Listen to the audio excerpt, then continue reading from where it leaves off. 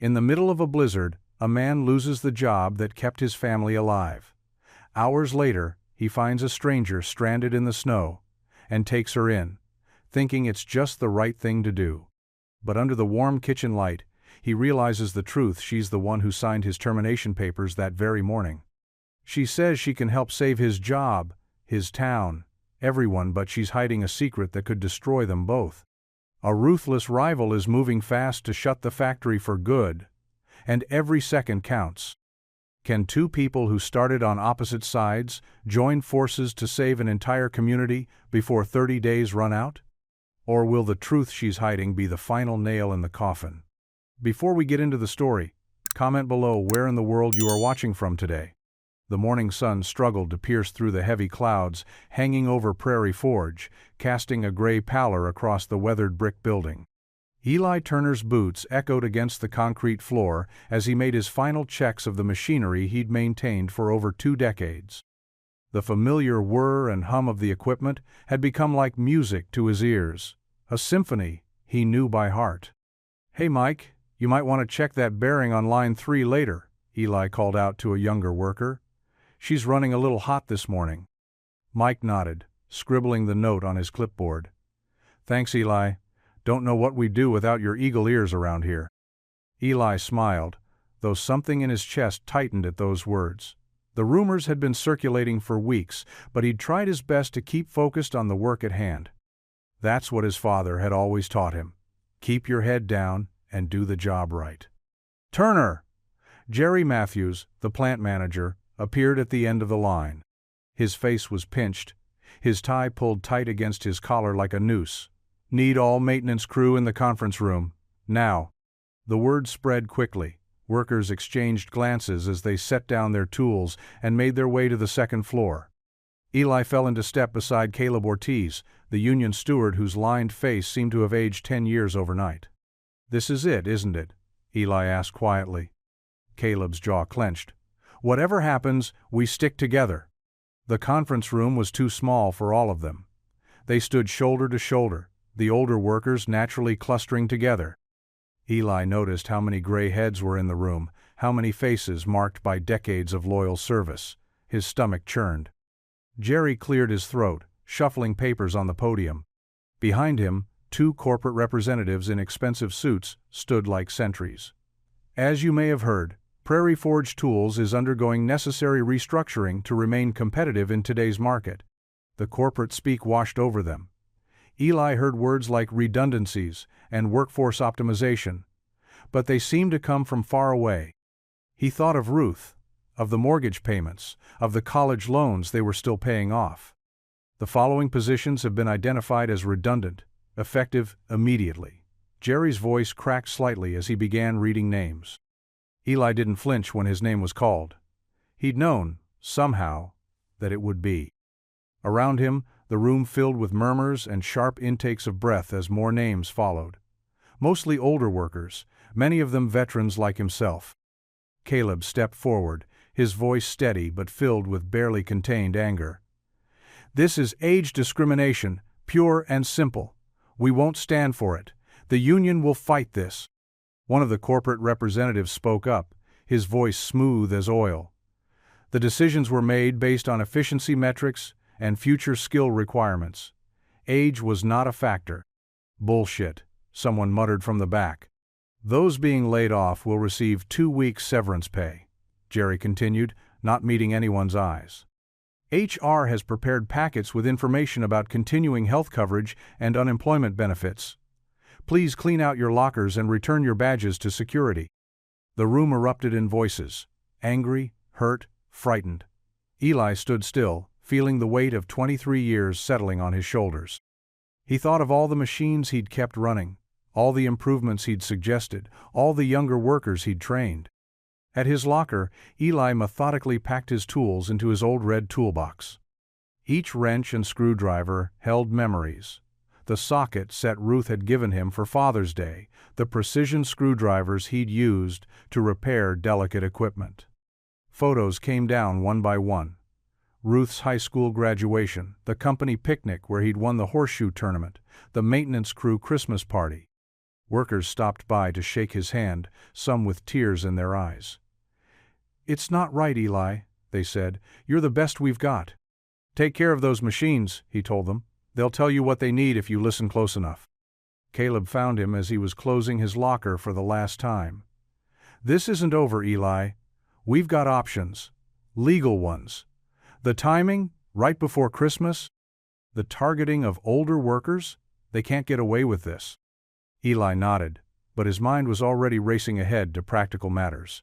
Bills to pay, applications to fill out, hard conversations to have with Ruth. "You do what you have to do, Caleb. I appreciate it." Outside, the first snowflakes were starting to fall. Eli pulled his coat tighter and began the long walk to the bus stop, his toolbox heavy in his hand. The wind was picking up, driving the snow sideways, but he barely noticed. 23 years, gone in 20 minutes. The bus stop bench was already dusted with white. Eli sat down, his toolbox between his feet, and watched his breath form clouds in the increasingly heavy snow. He thought of Ruth, working her nursing shift at the hospital. She'd be devastated when she heard the news. She'd want to help, maybe pick up extra shifts, but he was determined not to let this burden fall on her young shoulders. The snow fell harder now, thick flakes catching in his gray hair. Around him, Prairie Forge, the town that had grown up around the tool company, seemed to hold its breath. How many other families would be affected by today's news? How many mortgages would go unpaid? How many Christmas presents would go unbought? Eli checked his watch. The next bus wouldn't come for 20 minutes. He sat there in the gathering storm, a man suddenly cut loose from his moorings, while the snow continued to fall and the wind whispered of change through the streets of the only town he'd ever called home. The wind whipped mercilessly against the windows of the temp agency as Eli gathered his papers. His weathered hands carefully tucked the completed applications into his worn leather folder. Outside, the afternoon had turned hostile, with fat snowflakes swirling in angry gusts that cut straight through his jacket. The receptionist peered at him through wire-rimmed glasses. "You sure you don't want to wait it out, Mr. Turner? Weather Service says it's getting worse." "Appreciate it, but I better head home while I still can." Eli managed a small smile. "My daughter will worry." The glass doors of the agency opened to a blast of Arctic air that stole his breath. The street looked abandoned, with only the occasional set of headlights cutting through the white curtain of snow. His truck sat in the shop, another bill he couldn't afford now, leaving him to battle the elements on foot. Eli pulled his collar higher and started walking. The wind drove needles of ice against his face, and his boots crunched through accumulating drifts. He'd lived in Prairie Forge his whole life, knew these streets like the back of his hand. The shortcut through Cedar Road would save him 15 minutes of exposure to this mess. The residential back road was completely deserted, the houses dark shapes in the swirling white. Through the thick snowfall, something caught his eye. The rhythmic flash of hazard lights, red against the white. As he drew closer, he made out the shape of a luxury car, its nose buried in the roadside ditch. Eli quickened his pace, worry creasing his forehead. In this weather, being stranded could turn dangerous fast. He approached the driver's side, where he could make out a figure still sitting behind the wheel. Knocking gently on the window to avoid startling the driver, he called out, "Hey there, you okay?" The window hummed down halfway, revealing a woman probably in her late 50s, mascara smeared beneath her eyes. Her hands gripped the steering wheel so tight her knuckles were white, and they trembled visibly. "I'm fine," she managed, but her voice cracked. "Just waiting for help." "Phone working?" Eli asked, already knowing the answer. Cell service got spotty in storms like this. She shook her head, tears leaving fresh tracks on her cheeks. "No signal. I've been trying for almost an hour." The wind howled louder, driving sheets of snow sideways. Eli's maintenance worker instincts kicked in as he assessed the situation. The car's front wheels were completely off the ground, buried in soft snow. Even if they could get a tow truck out here, it would take hours in this weather. "Ma'am, my house is just 3 blocks from here. You can't stay out in this. It's only going to get worse. Please let me help you inside where it's warm." She hesitated, studying his face. Eli knew what she saw. A stranger, maybe a bit rough around the edges in his work boots and old jacket, but something in his steady gaze must have reassured her. "I don't want to impose," she started. "It's no imposition. My daughter Ruth would never forgive me if I left someone stuck out here." He opened her door carefully. "I'm Eli Turner, by the way." "Thank you, Mr. Turner." Her voice was barely above a whisper. She tried to stand but stumbled, her legs stiff from sitting tensed in the car. Eli caught her elbow gently, stabilizing her. Without a word, he shrugged out of his jacket and wrapped it around her shoulders. She was dressed for an office, not a blizzard, in a light wool coat that did little against the brutal wind. "Careful now, the road's getting slick." He kept a steady hand at her elbow as they started walking. The wind tried its best to knock them over, but Eli knew exactly where to step, guiding them around patches of ice hidden under the fresh snow. 3 blocks felt like 3 miles in the storm, but finally, they turned up the short walk to Eli's modest 2-story home. His freezing fingers fumbled with the keys for a moment before the door swung open to blessed warmth. The kitchen light cast a welcoming glow, and the rich smell of simmering chili filled the air. Eli had started it that morning in the slow cooker, hoping it would stretch through several meals. Now he was grateful for it. "Here, let me take those wet things." He helped her out of his snow-covered jacket and her own coat, hanging them by the door to dry. "Please, sit down. I'll get you some coffee." She sank into one of the kitchen chairs, her whole body trembling. From cold, from shock, or maybe both. Steam rose invitingly from the pot of chili on the stove as Eli moved efficiently around the kitchen, pulling down a mug and filling it with hot coffee. The woman's hands shook as she wrapped them around the warm mug, but she managed a ghost of a smile. "I don't know how to thank you." The kitchen's warmth wrapped around them like a protective shield against the howling storm outside. Steam rose from the pot of homemade chili on the stove, filling the modest room with the comforting aroma of cumin and slow-cooked beans. The woman sat at the wooden table, her expensive wool coat draped over the back of her chair, her hand still trembling slightly around the coffee mug. Eli ladled the chili into a deep bowl, adding a sprinkle of shredded cheese on top. The way Ruth always insisted made everything taste better. The familiar routine of serving a meal to someone in need helped steady his own hands, still cold from their trek through the blizzard. "Dad?" Ruth's voice carried from the front door, followed by the sound of boots being kicked free of snow. "I got sent home early because of the weather." She appeared in the kitchen doorway, her nurse's scrubs visible under her winter coat. Her eyes widened at their unexpected guest. "Oh, hello there." The woman managed a wan smile. "I'm so sorry to intrude." "She went off the road in the storm," Eli explained, setting the bowl of chili in front of their guest.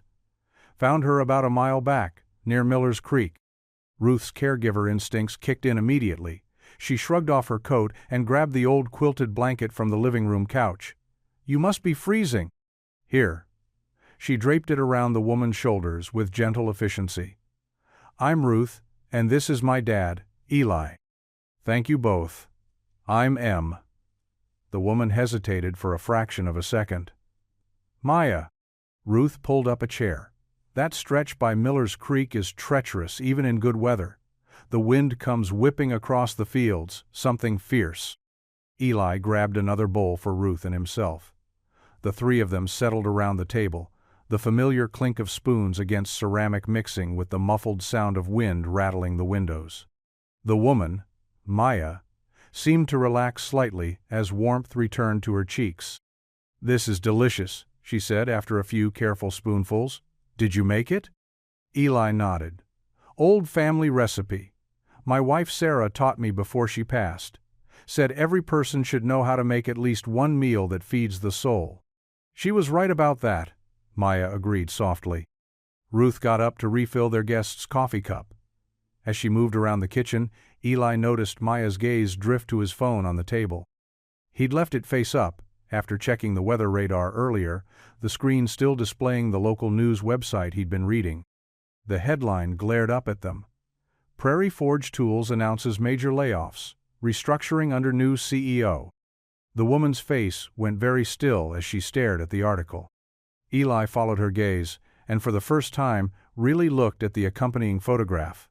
A professional headshot of a striking black woman in her late 50s, with keen eyes and an air of quiet authority.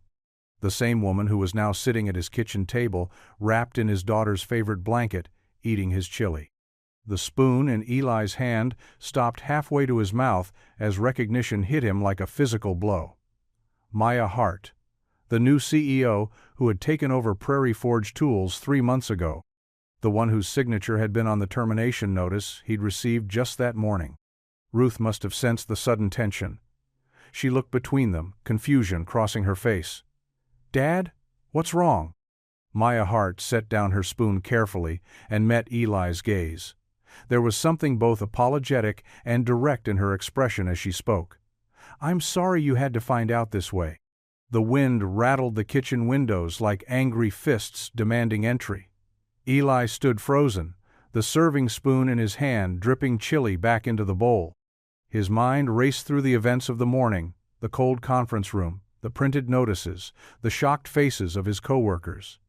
And now here sat Maya Hart, the CEO herself, at his kitchen table. Ruth looked between them, sensing the sudden tension. She adjusted the blanket around Maya's shoulders with gentle hands, her nurse's instincts clearly wrestling with her loyalty to her father.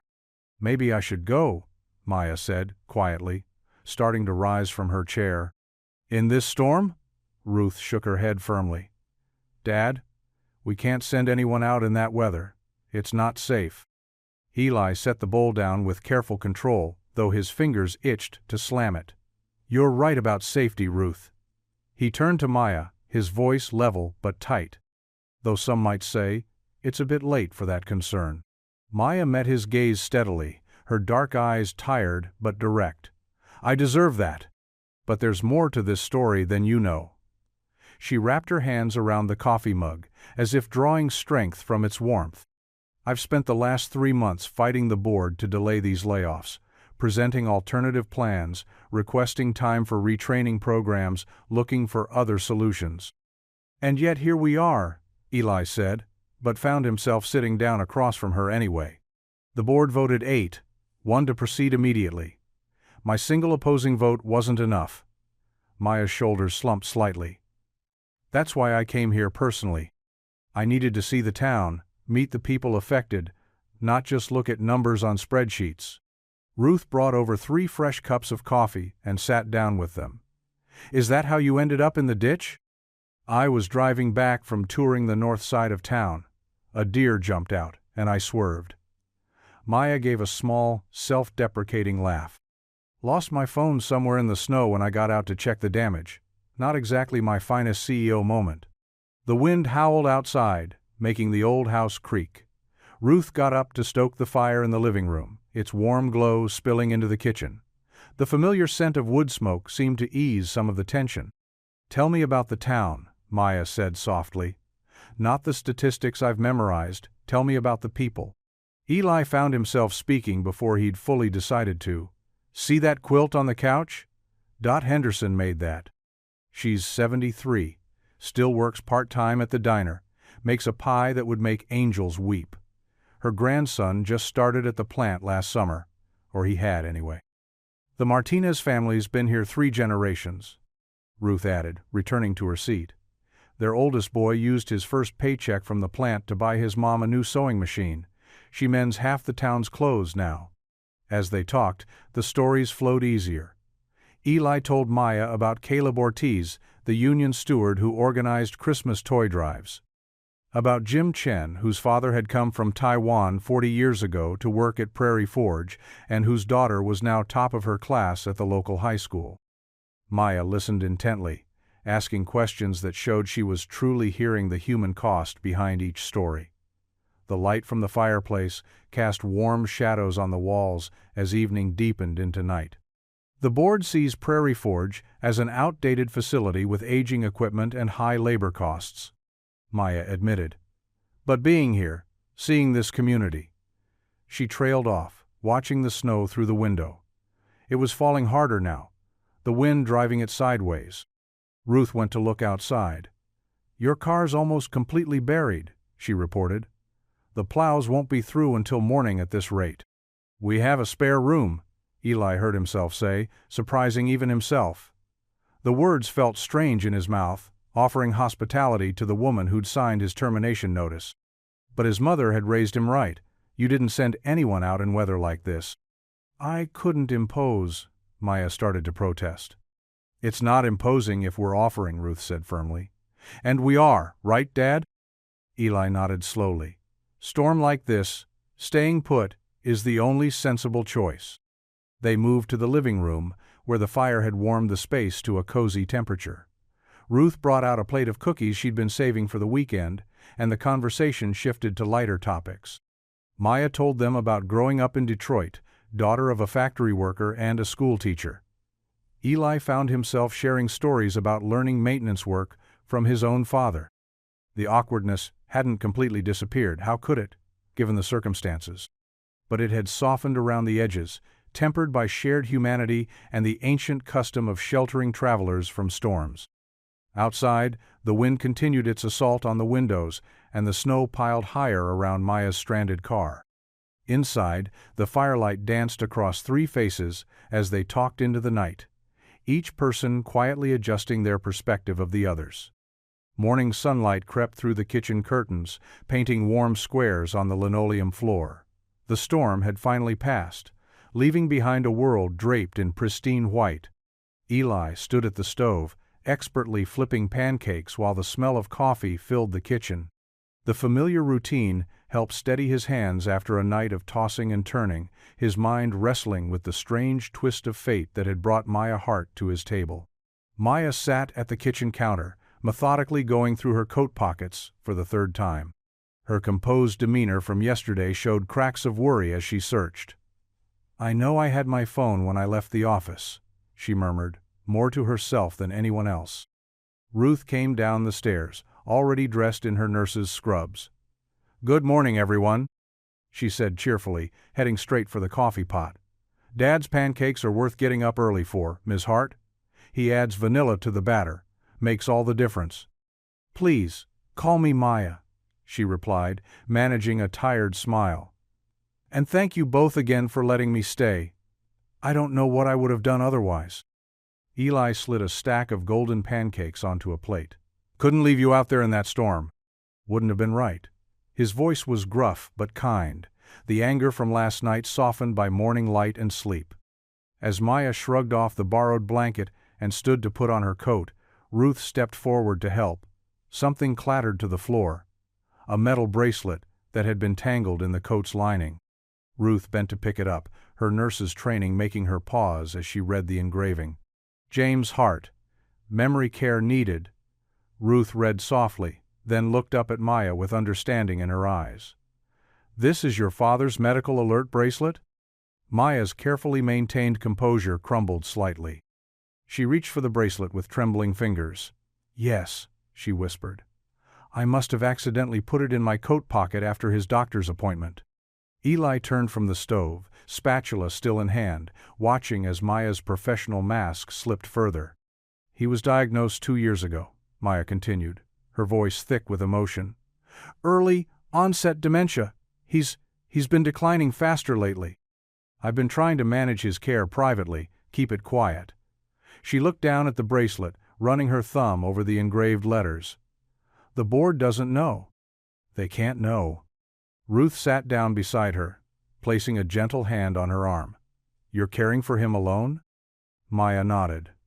"I hired help, of course, but the big decisions, the day-to-day worries, that's all me." "If the board found out?" She straightened her shoulders, trying to rebuild her walls. "They'd say I'm emotionally compromised. Use it as another reason to push me out and fast-track the plant closure." Eli set a plate of pancakes in front of Maya, then leaned against the counter. His weathered face softened as he watched her struggle to maintain her composure. "My late wife," he said quietly. "She used to say that carrying a burden alone doesn't make you stronger, it just makes you tired."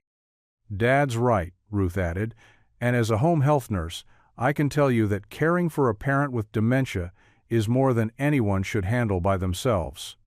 Maya looked between them, her defenses crumbling in the face of their genuine concern. "It's so hard," she admitted, her voice barely above a whisper. Watching him slip away, piece by piece. Some days he knows me, other days. She blinked rapidly, fighting back tears. Other days, I'm just another stranger. Ruth squeezed her hand. Have you looked into any support groups? There's a really good one at the community center. I can't, Maya cut in. Everything in this town gets back to the board eventually. They're looking for any excuse. She straightened up, squaring her shoulders. I need to get to the motel, check my messages. The board will be wondering where I am. Eli grabbed his keys from the hook by the door. I'll drive you. Roads'll still be slick from the storm. The drive to the motel was quiet, both lost in thought as Eli's old pickup carefully navigated the snow-covered streets. The town looked different in the morning light, peaceful under its blanket of white, but with underlying signs of struggle visible in the shuttered storefronts and faded signs. Maya broke the silence as they pulled into the motel parking lot. Thank you, Mr. Turner. For everything. Eli, he corrected gently. And you're welcome. The snow crunched under their feet as he walked her to her door. Maya paused with her key in the lock, then turned to face him. What happened at the plant? The layoffs. It wasn't what I wanted. I need you to know that. Eli nodded slowly, seeing not the CEO who had signed his termination papers, but a daughter fighting battles on too many fronts. I believe you, he said simply. The Sleepy Pine Motel stood like a faded postcard from the 1960s, its powder blue paint peeling around the edges. Eli's truck crunched through fresh snow as he pulled into the nearly empty parking lot. The neon vacancy sign buzzed weakly in the morning light. Maya sat quietly in the passenger seat, her hands folded in her lap. The drive from Eli's house had been mostly silent, both of them lost in their own thoughts. The events of the past 24 hours felt almost dreamlike. The layoffs, the storm, the unlikely rescue. Thank you for the ride, Maya said, reaching for the door handle. She paused, then turned to face him. And for everything else, the kindness you showed a stranger. It means more than you know. Eli nodded, his weathered hands still resting on the steering wheel. Seems like the right thing to do is rarely the easy thing. The motel office door chimed as they entered. Behind the counter, Mrs. Peterson looked up from her crossword puzzle, her reading glasses perched on the end of her nose. The lobby smelled of coffee and pine-scented cleaner. Oh, good morning. Mrs. Peterson straightened up, recognizing Maya from check-in. I was worried when you didn't come back last night. The storm was terrible. Car trouble, Maya explained. Mr. Turner here was kind enough to help. She glanced around the small office. I don't suppose anyone found a phone in the snow. Mrs. Peterson shook her head. No phones turned in, but you're welcome to use the computer if you need to check your emails. Just got it working again after the storm. Maya's shoulders tensed slightly. Actually, that would be very helpful. Thank you. The ancient desktop computer wheezed to life as Maya logged into her email.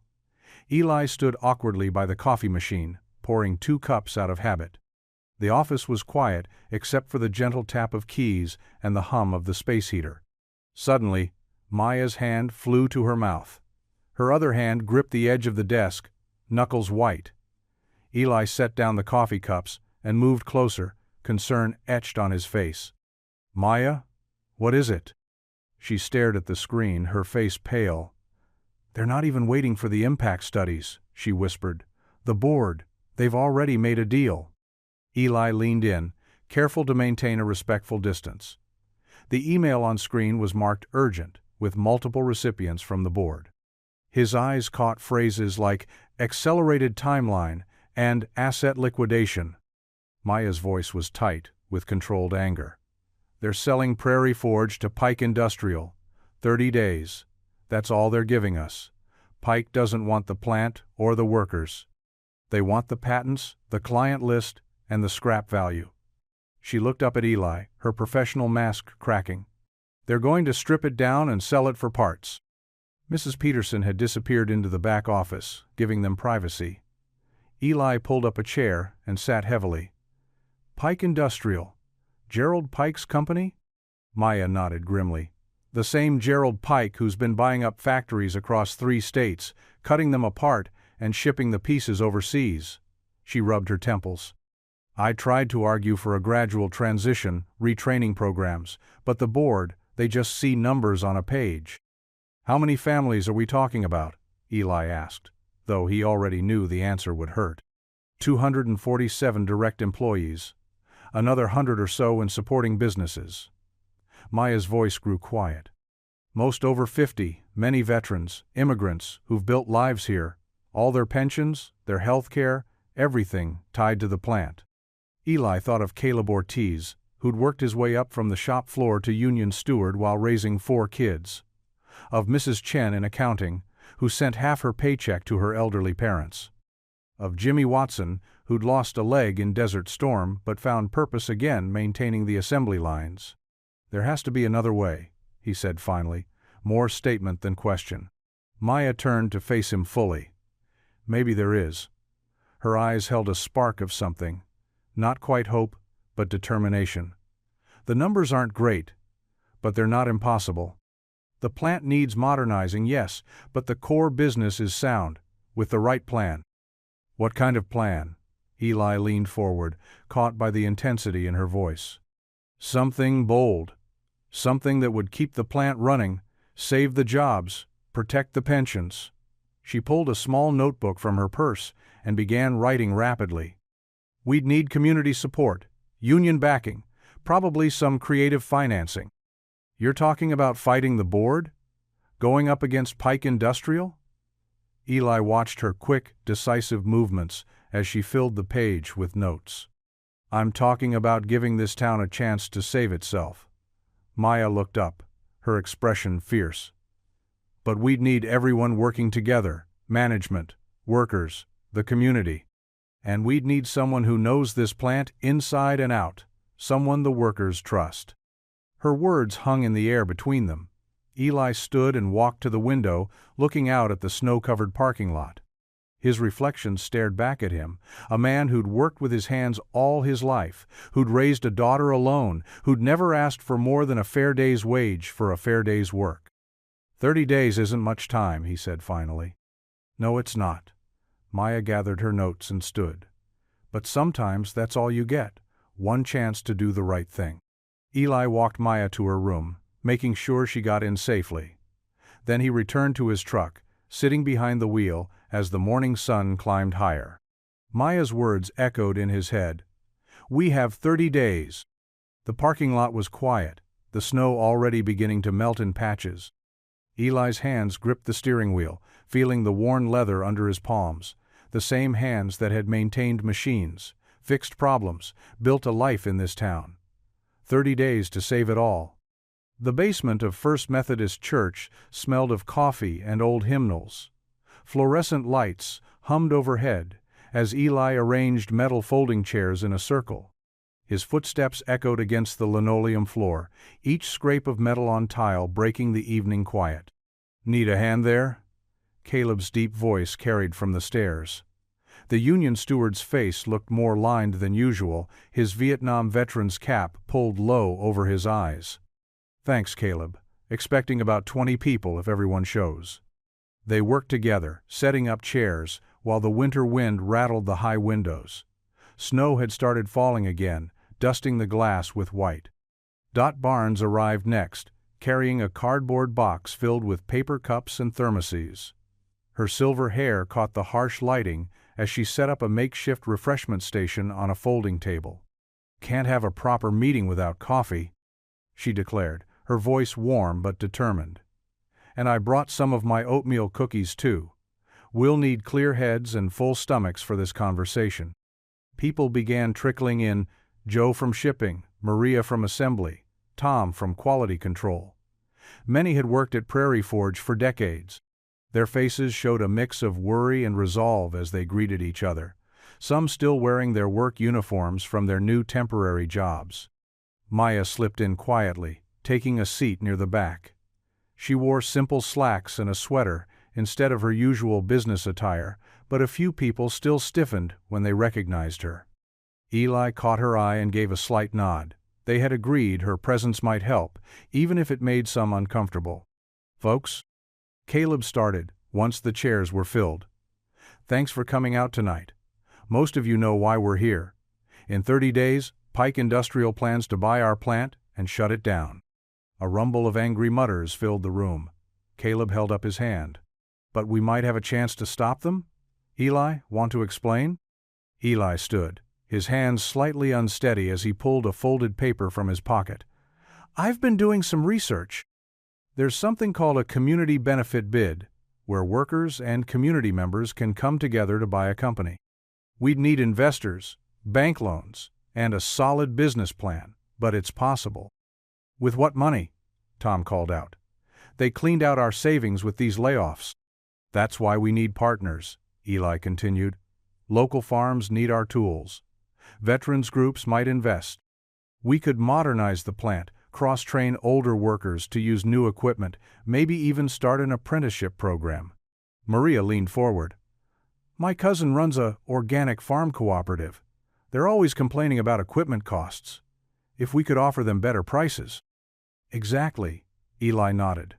"And we have something Pike Industrial doesn't: decades of experience and community connections." Maya cleared her throat softly. All heads turned toward her. "If I may, specialty manufacturing for agricultural clients is a growing market. Most big companies ignore it because the orders are smaller, but with the right setup, it could be profitable." The room went quiet, processing this. Dot broke the silence, her voice gentle but firm. "Well, I for one think it's worth trying. My Harold worked that plant for 40 years before he passed. Said it was like a family. Pike Industrial might see numbers on a spreadsheet, but we see our neighbors, our children's future." Caleb pulled out a notepad. "Okay, let's break this down. What do we need?" For the next hour, they mapped out requirements on the church's old chalkboard: financial projections, potential investors, legal requirements. The list was daunting, but with each item added, the energy in the room grew more focused. "The VFW might help," said Joe, who served in Desert Storm. "Lots of vets work at the plant. We could market a special line of tools with service branch logos." "My church group has connections to immigrant farming communities," Maria added. "They're always looking for reliable suppliers who understand their needs." Maya spoke up again, her voice careful but clear. "The current equipment is outdated, but not obsolete. With some strategic upgrades and proper maintenance, we could increase efficiency by at least 30%. Eli noticed how she said "we" instead of "you," but kept that observation to himself. As the meeting wound down, Caleb stood again. "This won't be easy. Pike Industrial has lawyers, money, and connections. But so do we. Different kinds of connections. Community connections. And we have something else," Dot added, rising from her chair. "Faith. Not just in God, though that matters too. Faith in each other. Faith in this town." She looked around the circle. "Would you all join me in a prayer?" Even those who weren't regular churchgoers bowed their heads. Maya hesitated, then did the same. Dot's voice filled the basement, strong and clear. "Lord, we ask for courage in the days ahead. Courage to fight for what's right. Courage to help our neighbors. Courage to believe in possibilities. Guide our hands and hearts in this work. Amen." "Amen," the room echoed. People lingered afterward, forming smaller groups, exchanging phone numbers, making plans. Eli watched them from near the coffee station, feeling a mix of hope and anxiety. The task ahead was enormous, but seeing everyone come together like this. Caleb joined him, pouring another cup of coffee. "Well, we're committed now," he said quietly. "Think we have a chance?" Eli asked. "Don't know," Caleb admitted. "But I do know this. Win or lose, we're not going down without showing them what this community is made of." Dot overheard them as she packed up her thermoses. "Sometimes," she said, "just standing up together is a victory in itself." Around them, the church basement buzzed with determination and purpose. Outside, snow continued to fall on Prairie Forge, covering the silent plant in white.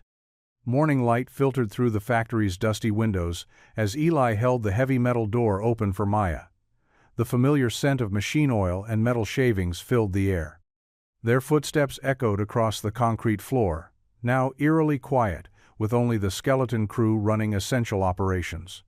"Watch your step here," Eli said, guiding Maya past a yellow-marked safety line. "Even with reduced staff, safety protocols stay the same."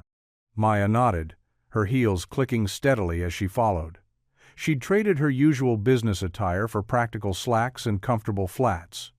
Proper attire for a plant tour. Her notebook was ready, pen poised to take notes. Their first stop was the precision grinding station, where Carlos Martinez worked with careful concentration. His weathered hands moved with practiced efficiency over the controls. "Carlos came here 20 years ago," Eli explained quietly. "Started as a janitor, learned English at night school, worked his way up to master grinder, now he trains the new folks." Carlos looked up and smiled, his eyes crinkling at the corners. "Eli, good morning." He wiped his hands on his work apron and extended one to Maya. "Welcome to my station, Ms. Hart." "Carlos's team has the lowest rejection rate in the plant," Eli added. "He developed a special technique for the curved blades that saved us thousands in materials." Maya studied the precise movements as Carlos demonstrated his method. "This is impressive craftsmanship," she said, making notes.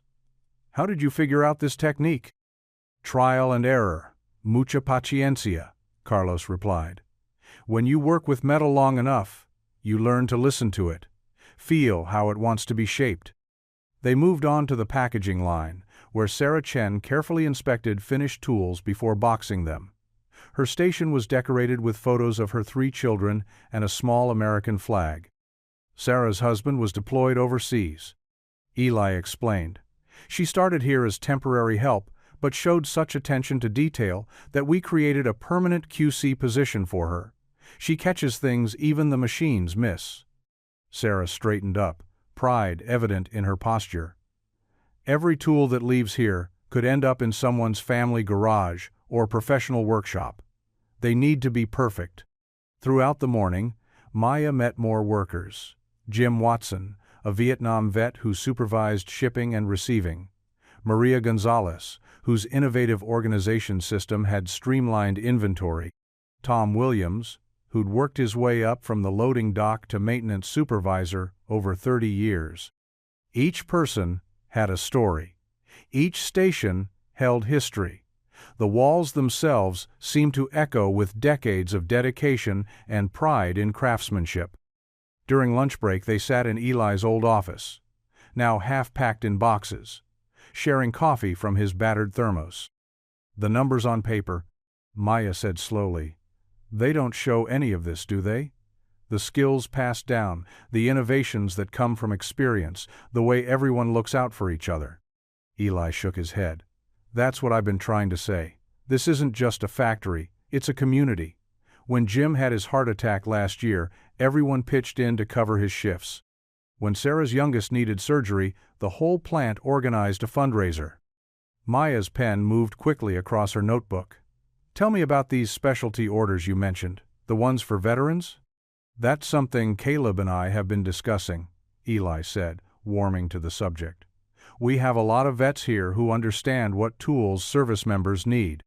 We could create a line specifically for them, certified by veterans who know the requirements firsthand." "Custom runs are expensive," Maya noted, but her tone was thoughtful rather than dismissive. "True, but we have the expertise right here," Eli countered. "Jim knows shipping logistics inside and out.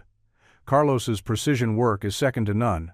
We could start small, build on our reputation for quality."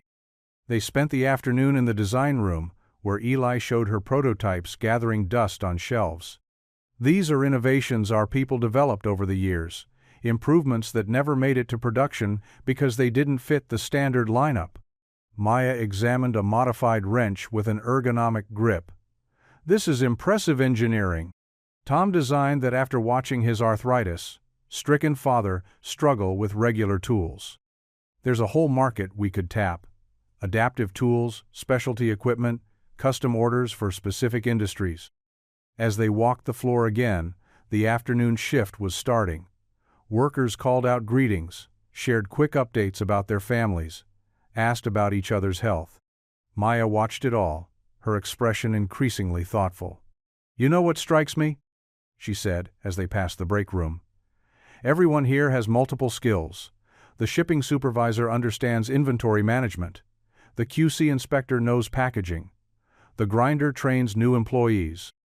Eli nodded. "That's how we've always done it. Everyone learns a little of everything. Makes us more flexible, helps people fill in where needed." They reached the main doors as the sun was setting, casting long shadows through the high windows. The plant's smokestacks stood silhouetted against the orange sky, a familiar landmark that had guided workers home for generations. Maya paused, looking up at the building. "I've seen dozens of factories, Eli. Reviewed hundreds of spreadsheets. But I've never seen what I saw today, this combination of skill, dedication, and community." Behind them, the shift change buzzer sounded, its echo carrying across the nearly empty parking lot. The sound hung in the air, a reminder of all that stood to be lost, and all that might yet be saved. The porch light cast a warm glow as Ruth set another plate at their small kitchen table. The aroma of pot roast and fresh-baked rolls filled the modest home. She'd invited Maya for dinner, insisting that motel microwave meals weren't proper food for anyone. "Dad makes the best pot roast this side of the Mississippi," Ruth said, arranging silverware with practiced ease. "Though I might be a little biased." Maya sat at the kitchen table, looking more relaxed than she had in days. She'd changed into a soft sweater and slacks, her usual CEO polish softened around the edges. "It smells wonderful. Thank you for having me." Eli worked quietly at the stove, adding final touches to the gravy. His movements were sure and steady, just like when he worked on machines. "Nothing fancy," he said, "just how my mother taught me." During dinner, Ruth shared stories about her nursing work, making Maya laugh with tales of stubborn elderly patients who reminded her of her own father. The conversation flowed easily, punctuated by the clink of silverware and passing of bread rolls. "Speaking of your father," Ruth said gently, "I'd love to stop by tomorrow if that's okay. Maybe do a quick assessment, see if there are ways we can make things easier for both of you." Maya's fork paused halfway to her mouth. "You do that?" "Of course," Ruth replied, as if it were the most natural thing in the world. "It's what we do here, look out for each other." After dinner, Maya mentioned the sticky lock on her motel room door. Before she could finish explaining, Eli was already reaching for his toolbox by the back door. "I'll take a look," he said simply. "Those old locks can be tricky." The drive to the motel was quiet, comfortable. Snow had started falling again, fat flakes drifting in the truck's headlights. Eli parked near Maya's room, grabbing his toolbox from the back. The lock was indeed stubborn, requiring careful manipulation. Eli worked methodically, his large hands surprisingly gentle with the delicate mechanism. Maya stood close, watching him work, aware of his quiet presence. "There's something peaceful about fixing things," Eli said softly, adjusting a spring. "Knowing exactly what's wrong and how to make it right." He paused, testing the lock. "If only everything were that simple." Maya touched his shoulder lightly. "Thank you, Eli. For everything." The next morning, Ruth arrived at the care facility where Maya's father stayed. The building was warm and clean, but institutional. Maya met her in the lobby, tension visible in her shoulders. "He has good days and bad days," Maya explained, leading Ruth down the hallway. "Today seems okay so far." Maya's father sat in a sunny corner of his room, reading glasses perched on his nose as he worked on a crossword puzzle. He looked up as they entered, his smile bright and confused. "Maya, sweetheart. And who's this lovely young lady?" Ruth stepped forward with her gentle nurse's smile. "I'm Ruth, Mr. Hart. I'm a friend of your daughter's." She spent the next hour with them, asking careful questions, observing their interactions. She showed Maya some simple techniques for helping her father stay oriented, ways to make daily tasks easier. Her suggestions were practical, kind, delivered with the same warmth she showed all her patients. You're doing a wonderful job with him," Ruth assured Maya as they wrapped up. "But you don't have to do it alone. We can help set up a care schedule, maybe get some local nurses involved who specialize in memory care." Maya blinked rapidly, touching Ruth's hand. "I don't know what to say." "Say you'll let us help," Ruth replied simply. "That's what community means." Later that evening, Eli drove Maya back to the motel. The snow had picked up again, coating everything in pristine white. He pulled up near her door, engine idling. "The lock should work fine now," he said. "But call if it gives you any trouble." Maya turned to face him, studying his profile in the dim light. The man who'd helped her from a ditch, fed her chili, fixed her door, all while she was technically responsible for his job loss. The unfairness of it twisted in her chest. "Would you like to come in for coffee?" she asked softly. Eli's hands tightened slightly on the steering wheel. The attraction between them was there, quiet but undeniable. But the timing, the circumstances, everything was complicated. "Better not," he said gently. "But thank you." Maya nodded, understanding. She gathered her purse and opened the door, letting in a burst of cold air. "Good night, Eli." She stood in the doorway of her room, watching his truck pull away through the falling snow. Her heart felt full and heavy at once, grateful for the kindness she'd found here, aching for the complexities that kept them apart. The morning sun streamed through the tall windows of the community hall, casting long shadows across the worn wooden floor. Around a large circular table, a dozen women sat with quilting squares in their laps, their needles moving in practiced rhythm. At the center of the group, Dot Barnes guided her thread through fabric with steady hands. "Now, ladies," Dot said, her voice carrying the warm authority of decades leading the quilting circle, "we've got more than just quilts to piece together today." The women nodded, their faces serious, despite the cheerful patterns spread before them. These weren't just quilters, they were the wives, mothers, and grandmothers of Prairie Forge workers. Many had seen the town through strikes, recessions, and natural disasters. "My Henry worked 42 years at that plant," said Martha Wilson, her silver hair catching the light. "Our mortgage, our kids' college funds, everything came from those factory wages."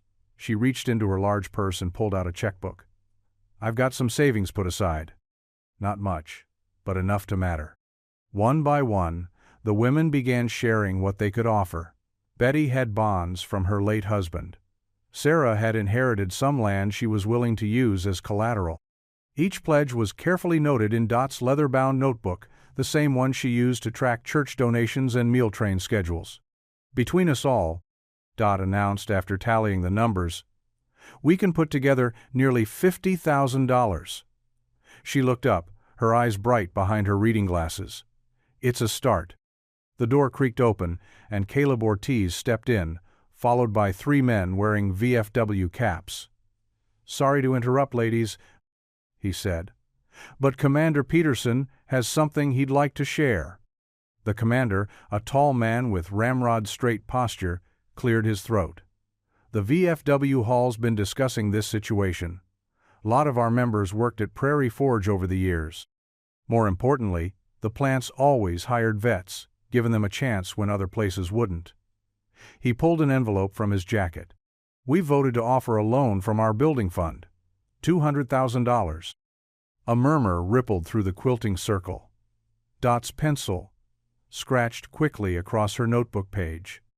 "There's conditions," the commander continued.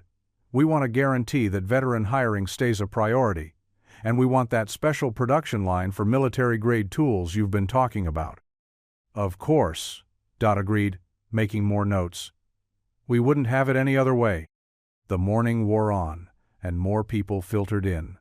The quilting circle became an impromptu war room, with Dot orchestrating everything from her chair. Church groups pledged support. Small business owners offered what they could. Each contribution was another piece in a growing patchwork of hope. Just before noon, a delegation from the Regional Farm Cooperative arrived. They represented dozens of family farms across 3 counties, all of them dependent on quality tools and equipment repairs. "We've run the numbers," their spokesperson said, spreading papers across a quilt in progress. Our members spend close to $1 million annually on tools and maintenance. If Prairie Forge stays open, we're prepared to sign a 5-year purchase agreement. We'll even pay some up front to help with the buyout. Dot's pencil moved furiously now, adding columns, calculating totals. Her decades of managing church finances served her well as she worked through the math. The quilting ladies leaned forward, watching her face for any sign. Finally, Dot looked up. The room fell silent. With the pledges, the VFW loan, and the farm co-op's commitment, she paused, double-checking her figures. We're within striking distance of a viable bid. The energy in the room shifted. Hope, which had been a fragile thing, suddenly felt more substantial. Dot reached for her phone, a simple flip model she refused to upgrade, and dialed Eli's number. When he answered, she could barely contain her excitement. "Eli Turner. You better be sitting down," she said, her voice steady despite her trembling hands. "Because the good Lord, and this whole town, just showed up in a mighty way." She read him the numbers, explaining each component of their patchwork funding. The quilting circle watched her face soften as she listened to his response. "You call that CEO right now," Dot instructed. "Tell her we might just have a shot at this thing." When she hung up, she looked around the room at the faces of people who'd spent their lives building this community. They'd started the morning as separate threads, but now they were woven together into something stronger. Martha picked up her quilting needle again, smiling as she resumed her stitching. "Reminds me of that verse," she said softly. "A cord of 3 strands is not quickly broken." "Make that a cord of 300 strands," Dot replied, patting her notebook. "This whole town's in the weaving now." Commander Peterson stood by the window, watching snow begin to fall outside. "Never thought I'd see the day when a bunch of quilters, farmers, and old soldiers might save a factory," he mused. "That's because you've never seen Dot Barnes with a cause," Betty chuckled, threading her needle. "She's got more pull than any banker in 3 counties." The women returned to their quilting, but their conversation now buzzed with possibilities. They discussed training programs for young workers, ways to modernize the plant's operations, ideas for new product lines. With every stitch, they were sewing hope into the fabric of their town's future. In her chair, Dot looked down at her notebook filled with numbers and names. Each entry represented a piece of Prairie Forge's story, not just its past, but perhaps its future too. She thought of Eli, imagining him making that call to Maya, sharing the news that their long-shot dream might actually have wings. The morning sun had shifted, casting new patterns through the windows. Outside, the town went about its business, trucks passing on Main Street, the diner serving lunch, the bank opening its doors. But inside the community hall, something extraordinary had happened. A small town had remembered its own strength, stitch by stitch, dollar by dollar, promise by promise. Dot picked up her quilting, her needle catching the light as she continued her work. The pattern beneath her fingers was an old one called Community Squares. How fitting, she thought, that they'd chosen it for today, of all days. The church basement hummed with life on Saturday evening. Long tables lined with red-checkered cloths groaned under the weight of steaming casseroles, golden-crusted pies, and countless covered dishes. The aroma of home cooking filled the air. Chicken and dumplings, green bean casserole, and Sister Mary's famous macaroni and cheese. Eli stood near the dessert table, watching the crowd with quiet contentment. Children darted between adults' legs, paper plates held high. The laid-off workers, mixed with church members, VFW veterans, and farm co-op families, all drawn together by food and purpose. Maya entered wearing a simple blue dress, looking less like a CEO and more like someone who belonged. She'd learned to navigate these gatherings over the past weeks, trading corporate formality for genuine warmth. Ruth immediately waved her over to the serving line.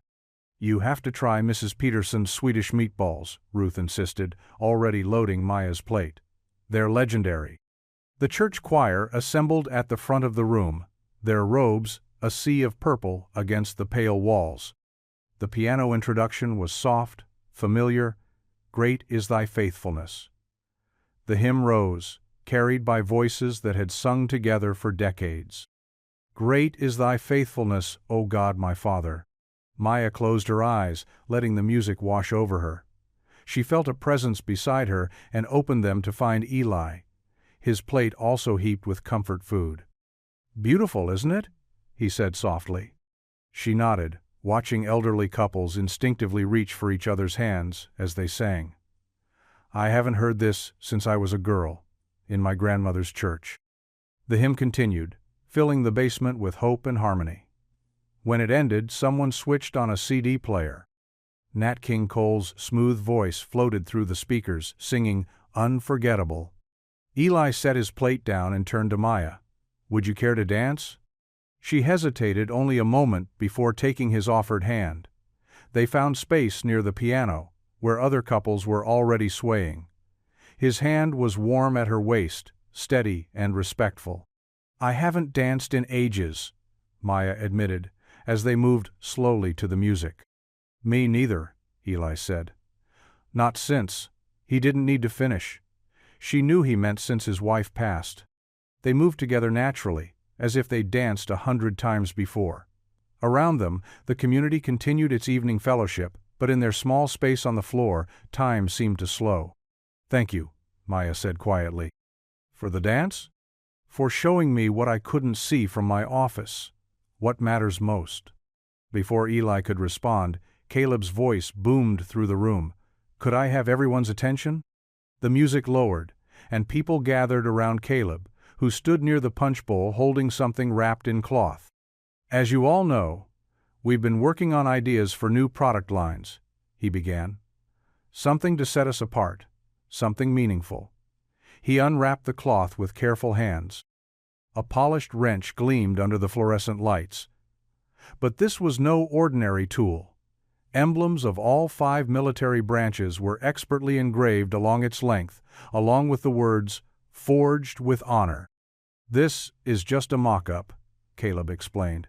But imagine a whole line of these, made by veterans for veterans, each one certified for quality, by folks who know what it means to serve. The VFW members moved closer, examining the wrench with obvious approval. Commander Peterson picked it up, testing its weight and balance. Fine piece of work, he said, nodding. This could really be something. The excitement in the room was palpable. People clustered around Caleb, offering suggestions, sharing ideas. The wrench passed from hand to hand, each person treating it like something precious, not just a tool, but a symbol of what they might build together. The choir, still in their robes, started singing again, this time without accompaniment. The hymn floated over the buzz of conversation, lending a grace note to the evening's hope. Maya watched it all, still standing close to Eli. She saw Dot gathering empty plates with one hand while making notes with the other. She saw Ruth showing her nursing colleague the production numbers they'd calculated. She saw Commander Peterson explaining the wrench design to a group of younger veterans. This wasn't just a church potluck anymore. It was a community writing its own future, one casserole, one song, one idea at a time. As the evening wound down, Maya gathered her purse and coat. The hymn from earlier still echoed in her mind, a melody of faith and persistence. She caught Eli's eye across the room and smiled, a real smile, unguarded and warm. Walking to her car under the stars, she could still hear the choir's voices, still feel Eli's hand at her waist, still see the pride in Caleb's face as he unveiled the wrench. For the first time since taking the CEO position, she felt truly certain about what needed to be done. In the church basement, the last notes of "Great is thy faithfulness" faded into the night, but its promise lingered, as lasting as the taste of home-cooked food and the warmth of a perfect dance. Maya's heels clicked against the parking lot pavement as she walked toward Prairie Forge's corporate offices. The morning sun cast long shadows behind the building's glass facade. She adjusted her navy blazer, briefcase in hand, mind already on the day's meetings about the community bid. Her steps faltered when she spotted the cluster of news vans and reporters gathered near the entrance. Camera lenses swiveled toward her like predatory eyes. Microphones thrust forward like spears. Ms. Hart, can you comment on the allegations? Is it true you're romantically involved with a laid-off worker? Were personal feelings behind the delay in plant closure? Maya's heart pounded, but she kept her face neutral. Years of boardroom battles had taught her to maintain composure. She pushed through the crowd with polite, "No comments," though inside her mind raced. What allegations? What photos? Security helped clear a path to the lobby. Her assistant Jenny met her with wide eyes and a tablet displaying the morning's headlines. Maya's stomach dropped as she saw the photos splashed across local news sites. Her, wrapped in Eli's coat during the blizzard. Another of them on his porch. A third, through his kitchen window as he served her coffee. The photos were innocent moments twisted into something tawdry. The captions were worse. CEO's secret midnight meeting with fired worker. Personal passion behind plant politics? Gerald Pike released a statement an hour ago. Jenny said quietly as they walked to Maya's office. "It's not good." Maya's hands trembled slightly as she read Pike's words. It's become clear that CEO Hart's judgment has been compromised by inappropriate personal entanglements. Her support of this amateur community bid appears driven by emotional theatrics rather than sound business sense. We cannot let sentiment for obsolete workers override shareholder value. The coded language made her blood boil. Obsolete workers. She knew exactly what Pike meant, how he viewed the older employees, the veterans, the immigrants who'd built Prairie Forge with their sweat and skill. Her office door opened. Thomas Chen, the head of legal, stood there with two board members. Their faces were grave. "Maya," Thomas said, "the board is calling an emergency session in light of recent developments. They're considering your temporary suspension pending review of conduct unbecoming an officer." She sat heavily in her chair. The photos were from the night of the blizzard. "My car was in a ditch. He helped me, nothing more." Nevertheless, the appearance of impropriety. "This is about stopping the community bid," Maya cut in. "Pike knows we're close to making it work. He's trying to discredit me to rush through his liquidation plan. The board has already frozen the community group's line of credit pending review." Thomas said quietly, "I'm sorry, but you'll need to leave the premises today. We'll be in touch about the review process." Maya's hands clenched in her lap. Everything they'd worked for, the careful planning, the hope they'd built, crumbling because of Pike's manufactured scandal. She thought of Eli's quiet dignity, Ruth's compassion, Dot's fierce determination. She thought of her father, who'd worked in factories like Prairie Forge all his life before dementia stole his memories. Security waited to escort her out. She held her head high as she walked through the lobby, past whispering employees and clicking cameras. She wouldn't give Pike the satisfaction of seeing her break. Across town, Eli sat at his kitchen table, staring at his phone. The news articles felt like punches to the gut.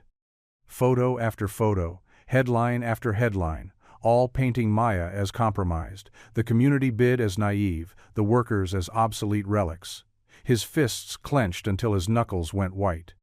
He thought of Maya's grace under pressure, how she'd looked past spreadsheets to see the human cost. He thought of Pike's smug face in board photos, a man who'd never worked a day on a factory floor passing judgment on their worth. The phone lit up with calls and texts from other workers. They'd all seen the news.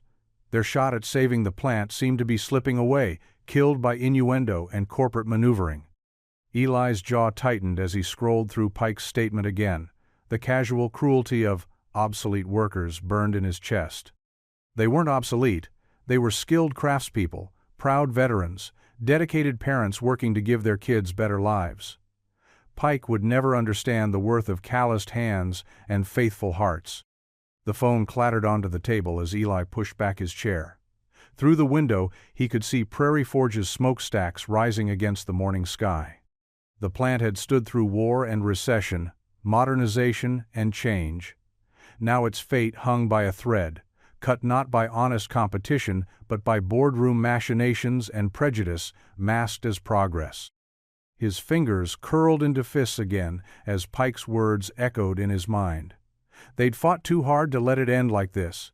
They'd come too far to be dismissed as sentimental theater. But for now, all he could do was watch the news unfold, rage and helplessness warring in his heart. The motel room's heater rattled against the evening chill, but Maya barely noticed. She sat on the edge of the bed, staring at her father's medical bracelet in her trembling hands. The silver metal caught the dim lamplight, making the engraved words, "Memory care needed," seem to pulse with accusation. Her phone lay silent beside her, dark since the board had suspended her access to company email. The local news websites blazed with headlines about her inappropriate relationship with a laid-off worker, each article twisting her blizzard night at Eli's home into something tawdry and calculating. Maya pressed her fingers against her temples. "What am I doing?" she whispered to the empty room. "Dad needs me focused on him, not fighting impossible battles." The thought of her father alone in his apartment with a part-time caregiver made her chest tight. He'd been having more confused episodes lately, sometimes not recognizing his own home. How could she justify spending weeks here trying to save a factory when her own father needed her? A gentle knock at the door startled her. Through the peephole, she saw Eli's broad shoulders, his head bowed slightly. Maya opened the door, noting the weariness etched in his face. "Eli? I hope I'm not bothering you," he said, his voice rough. I needed to apologize." She stepped back to let him in. "Apologize? For what?" Eli moved into the room but remained standing, hands pushed deep in his coat pockets. "For dragging you into this mess. For being naive enough to think we could actually pull this off." He gave a bitter laugh. "I feel like such a fool, thinking we could beat people like Pike at their own game." "You're not a fool," Maya said softly, but Eli shook his head. "Look what happened. They took our hope and turned it into a weapon. Now your reputation's damaged, the bid's frozen, and—" The door burst open, making them both jump. Ruth stood there, still in her nursing scrubs, her dark eyes blazing. "Oh no you don't," she declared, stepping inside and closing the door firmly. "I just finished my shift, and I did not drive straight here to listen to you two throw in the towel." "Ruth," Eli started, but she cut him off. "Don't Ruth me, Dad. You taught me better than this. Both of you are sitting here feeling sorry for yourselves while Pike and his cronies are counting on exactly that reaction." Maya sank back onto the bed. "It's not that simple. My father—" "Your father has round-the-clock care now thanks to the schedule we worked out," Ruth reminded her. "And he'd be the first one telling you to finish what you started." "The board suspended me," Maya protested weakly. "Since when does suspended mean defeated?" Ruth planted her hands on her hips. "Faith without works is dead, that's what Dot always says. Are we really going to let a few leaked photos and some nasty rumors undo everything we've built?" Eli's shoulders straightened slightly. "Ruth, I appreciate what you're saying, but—" The phone on the nightstand rang, interrupting him. Maya reached for it hesitantly. "Hello? Child, tell me you're not sitting there thinking about quitting." Dot's familiar voice crackled through the speaker. Maya put the phone on speaker. "How did you know?" "Because I know how the devil works," Dot replied. "He waits until you're tired and hurting, then whispers that it's easier to give up. But let me tell you something about courage. It's just mercy with work boots on." "What does that mean?" Eli asked, moving closer to the phone. "It means you put one foot in front of the other and keep going, not because it's easy, but because it's right. Those workers need you both. This town needs you. And if you think Pike's little smear campaign is bigger than God's ability to make a way, then you haven't been paying attention." Maya twisted the medical bracelet in her hands. "I'm worried about my father." "And you think walking away will make that easier?" Dot's voice softened. "Maya, honey, your daddy raised you to stand up for what's right. Don't let fear rob you of the chance to make him proud." Silence filled the room as her words sank in. Ruth moved to sit beside Maya on the bed, placing a gentle hand on her shoulder. "The thing about small towns," Ruth said quietly, "is that we take care of our own. Your father is part of that now. We've got his care covered. You focus on saving these jobs." Eli paced to the window, watching snow begin to fall in the parking lot's floodlights. "Pike's accusations about me and Maya are nothing but bitter lies," Dot interrupted firmly. "Truth has a way of rising to the surface, like cream in coffee. You just keep your heads high and your hearts focused on what matters." Maya stood and walked to the window beside Eli, watching the snowflakes dance in the light. Each one caught the glow for just a moment before continuing its journey downward, part of something larger than itself. "That's right," she said softly. "We didn't come this far to give up now." Ruth crossed her arms with satisfaction. "That's more like it." The snow continued to fall outside the window, each flake adding its small weight to the whole. Maya felt something shift inside her chest, not quite hope yet, but the ember of resolve beginning to glow again. The sun hadn't yet cleared the horizon when Eli slid into the vinyl booth across from Caleb at Dot's Diner. Steam rose from their coffee cups, mixing with the early morning quiet broken only by the gentle clink of dishes from the kitchen. "We need proof," Caleb said, his weathered hands wrapped around his mug. "Real proof of what Pike's been doing behind the scenes." Eli nodded, dark circles under his eyes, showing his lack of sleep. "The problem is, people like Pike are careful. They don't leave paper trails." "Maybe not paper trails," Caleb leaned forward, lowering his voice. "But people talk, especially when they think no one's listening." The bell above the door chimed as more early morning regulars filtered in. Eli recognized faces from the plant, Jim from shipping, Maria from quality control, veterans and immigrants who'd given decades to Prairie Forge. "Start with the loading dock guys," Caleb suggested. "Pike's people have been sneaking in after hours, doing inventory that's not in the official records." "Looking for what they can strip and sell," Eli said, his jaw tightening. "Exactly. And Thompson in accounting, he's been complaining about duplicate books. Get him talking." They spent the next hour mapping out who to approach, while the diner slowly filled with the breakfast crowd. Many nodded to Eli and Caleb, some stopping to squeeze their shoulders or whisper quick words of support. By mid-morning, Eli had collected 3 sworn statements from dock workers about unauthorized nighttime inventory checks. Thompson, the accountant, provided copies of suspicious financial records showing discrepancies between reported equipment values and Pike's private assessments. Meanwhile, across town, Ruth had transformed her dining room into a makeshift command center. Her nursing schedule board now displayed a different kind of rotation, a carefully plotted calendar of community members taking shifts to help care for Maya's father. "Mrs. Chen from the pharmacy will drop by with his medications every morning," Ruth explained to Maya over the phone. "Pastor Dave's wife Helen will bring lunch and sit with him for 2 hours. We've got the whole day covered, Maya. He won't be alone." Maya's voice cracked with emotion. "Ruth, I don't know what to say." "Don't say anything. Just keep fighting. We've got your back." At the First Methodist Church, Reverend Wallace had set up his grandson's video equipment in the sanctuary. One by one, workers stepped up to share their stories. The live stream reached hundreds of screens across the county. Maria Rodriguez, 30 years in quality control, spoke directly to the camera. "They said I was too old to learn the new systems. But I've learned every system they've brought in since 1990. The truth is, they don't want to pay for our experience." James Washington, a Vietnam veteran who'd worked maintenance with Eli, removed his cap before speaking. "When Pike came through last month, he talked about modernizing the workforce. But I saw how he looked at us older folks, especially the black and brown workers, like we were already gone." The testimonies continued throughout the day. Parents spoke about supporting children through college on Prairie Forge wages. Immigrants described building American dreams one tool at a time. Veterans explained how the plant had given them purpose after service. Local reporters began showing up at the church by early afternoon. The story was shifting, from a simple business closure to something deeper, more troubling. Pike's carefully crafted narrative of necessary modernization began to crack under the weight of human truth. Channel 5's Evening News led with worker stories instead of corporate statements. The Daily Herald's website featured interviews with families rather than stock projections. Social media lit up with shared videos from the church livestream.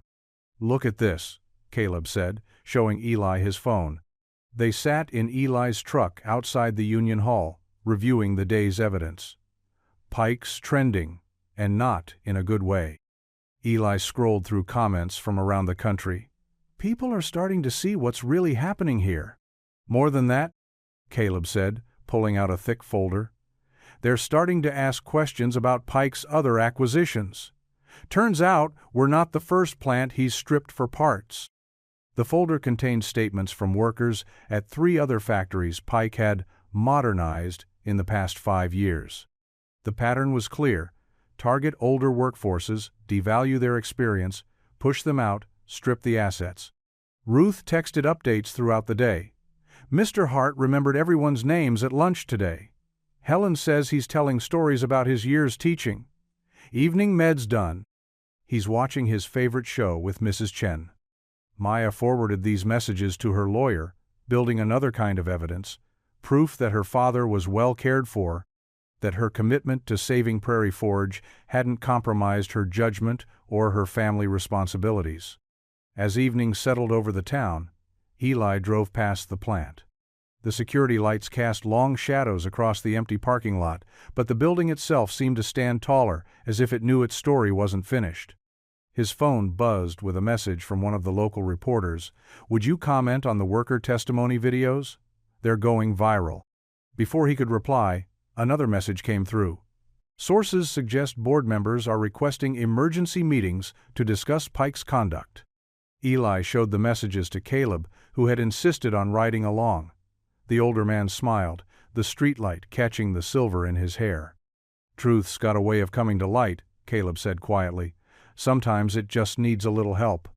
They watched another news van pull into the church parking lot, its satellite dish reaching toward the darkening sky. The headline on the station's website had already changed. "Prairie Forge. A community fights back."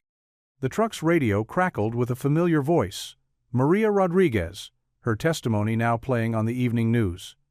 "This isn't just about jobs," she was saying. "It's about dignity. It's about what kind of community we want to be." Caleb checked his watch. "Board meeting tomorrow morning. You ready?"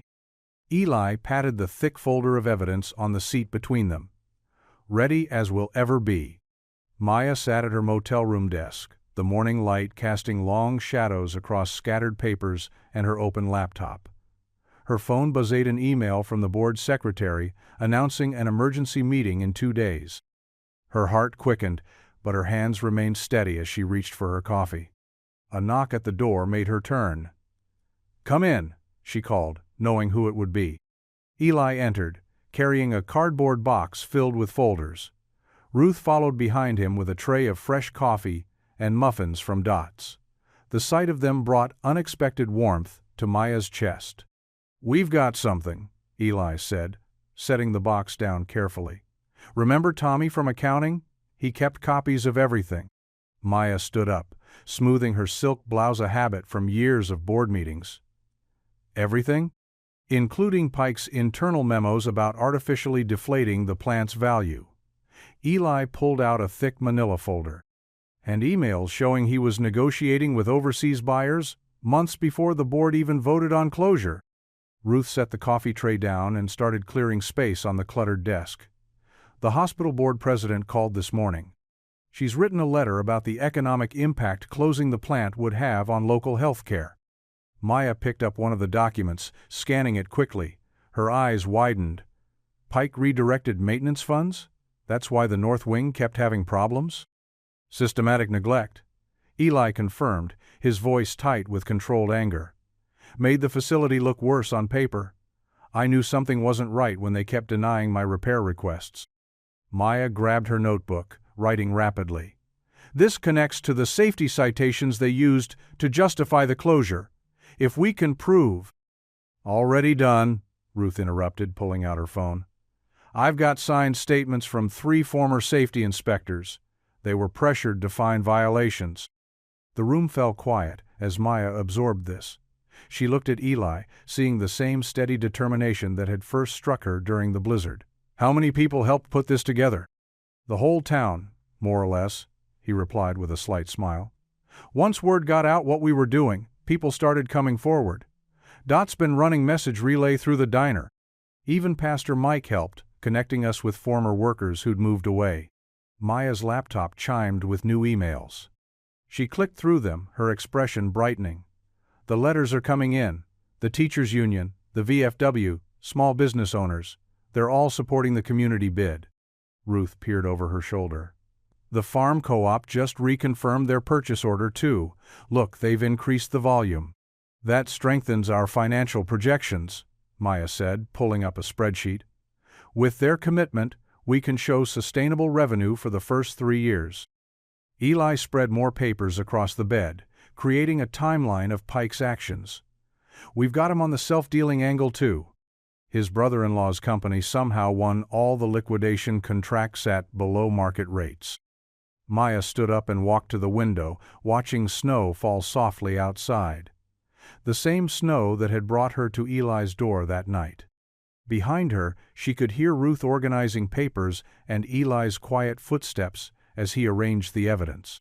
"You know," she said, not turning around, "when I first took this job, the board chairman told me sometimes you have to be cruel to be kind in business." She shook her head. "I never believed that, but I didn't fight it hard enough either." "You're fighting now," Eli said simply. She turned back to face them. "Thanks to you all. This town, you don't just talk about community, you live it." Ruth handed her another stack of papers. "These are the personal impact statements. Stories from workers, their families, local shop owners. Real people, real lives." Maya took them carefully, remembering faces and names from her tour of the plant with Eli. Veterans who'd found purpose in precision work. Immigrants who'd built new lives. Single parents who'd put kids through college on Prairie Forge wages. Her phone buzzed again, another email from the farm co-op. "They're not just confirming the order," she said, reading quickly. "They're offering to speak at the board meeting about how local manufacturing partnerships strengthen the regional economy." "Community showing up for community," Eli nodded. "That's how we've always done things here." Maya sat back down at her laptop, energy renewed. She began organizing the evidence into clear categories: financial misconduct, safety report manipulation, community impact, future viability. Each piece strengthened their case. Ruth brought her a fresh coffee. "How are you feeling about facing them?" "Stronger than I expected," Maya replied, taking a sip. "When Pike leaked those photos, he thought he was showing my weakness, that I'd gotten too close, too emotional." She gestured at the mounting evidence. "But being close enough to see the truth? That's not weakness. That's exactly what a CEO should do." Eli watched her work, his quiet presence reassuring. "Need anything else from us?" Maya looked up at him, then at Ruth. In the past 2 weeks, they'd become more than allies. The thought warmed her. "Just knowing you're both out there, that's enough." Ruth squeezed her shoulder. "We'll be right outside the boardroom. The whole town will be in spirit." Maya turned back to her laptop, fingers moving decisively across the keyboard as she prepared her presentation. The evidence was clear, the community support overwhelming, their plan solid. She could almost see Pike's face when she revealed what they'd uncovered. But it wasn't about revenge, it was about something bigger, about proving that profit and people weren't opposing forces. That a company could thrive by valuing experience, by investing in community, by seeing workers as assets rather than liabilities. The afternoon light was fading when Maya finally closed her laptop. The scattered papers had been organized into clear folders, each labeled and ready. She stood up, stretching, and looked at the fallen snow outside, pristine and bright against the darkening sky. She was ready. Evening shadows stretched across Prairie Forge's main street as people made their way through the cold toward First Methodist. The old brick church stood tall against the darkening sky, its stained glass windows glowing warmly from within. Cars filled the parking lot, and folks walked in small groups along the sidewalks, their breath visible in the crisp air. Inside, wooden pews creaked as people settled in. The usual Sunday morning formality gave way to an intimate gathering of neighbors. Work boots and winter coats replaced Sunday best, and worried whispers echoed off the high ceiling. Pastor Wilson had opened the church for this special evening of prayer and support. Maya sat in a middle pew, feeling oddly at home, despite having attended only twice since arriving in town. Ruth settled beside her, while Eli took his usual spot near the back, next to Caleb. Dot Barnes bustled around, making sure everyone had coffee and her signature oatmeal cookies. The soft murmur of conversation died down as Pastor Wilson stepped to the front. His weathered face carried a gentle smile. "Friends," he began, "we're here tonight to lift up our hopes and fears together." The piano played softly as various townspeople stood to offer prayers. Mrs. Chen from the pharmacy prayed in both English and Mandarin for wisdom and justice. Jorge Martinez, a 20-year plant veteran, asked for strength in Spanish, his teenage daughter translating. Each prayer wove together the fabric of the community Maya had come to love. When the formal prayers ended, people mingled in the warm light of the sanctuary. Maya found herself surrounded by familiar faces, workers she'd met on the plant floor, their spouses, their children. They touched her arm, squeezed her hand, offered quiet words of encouragement.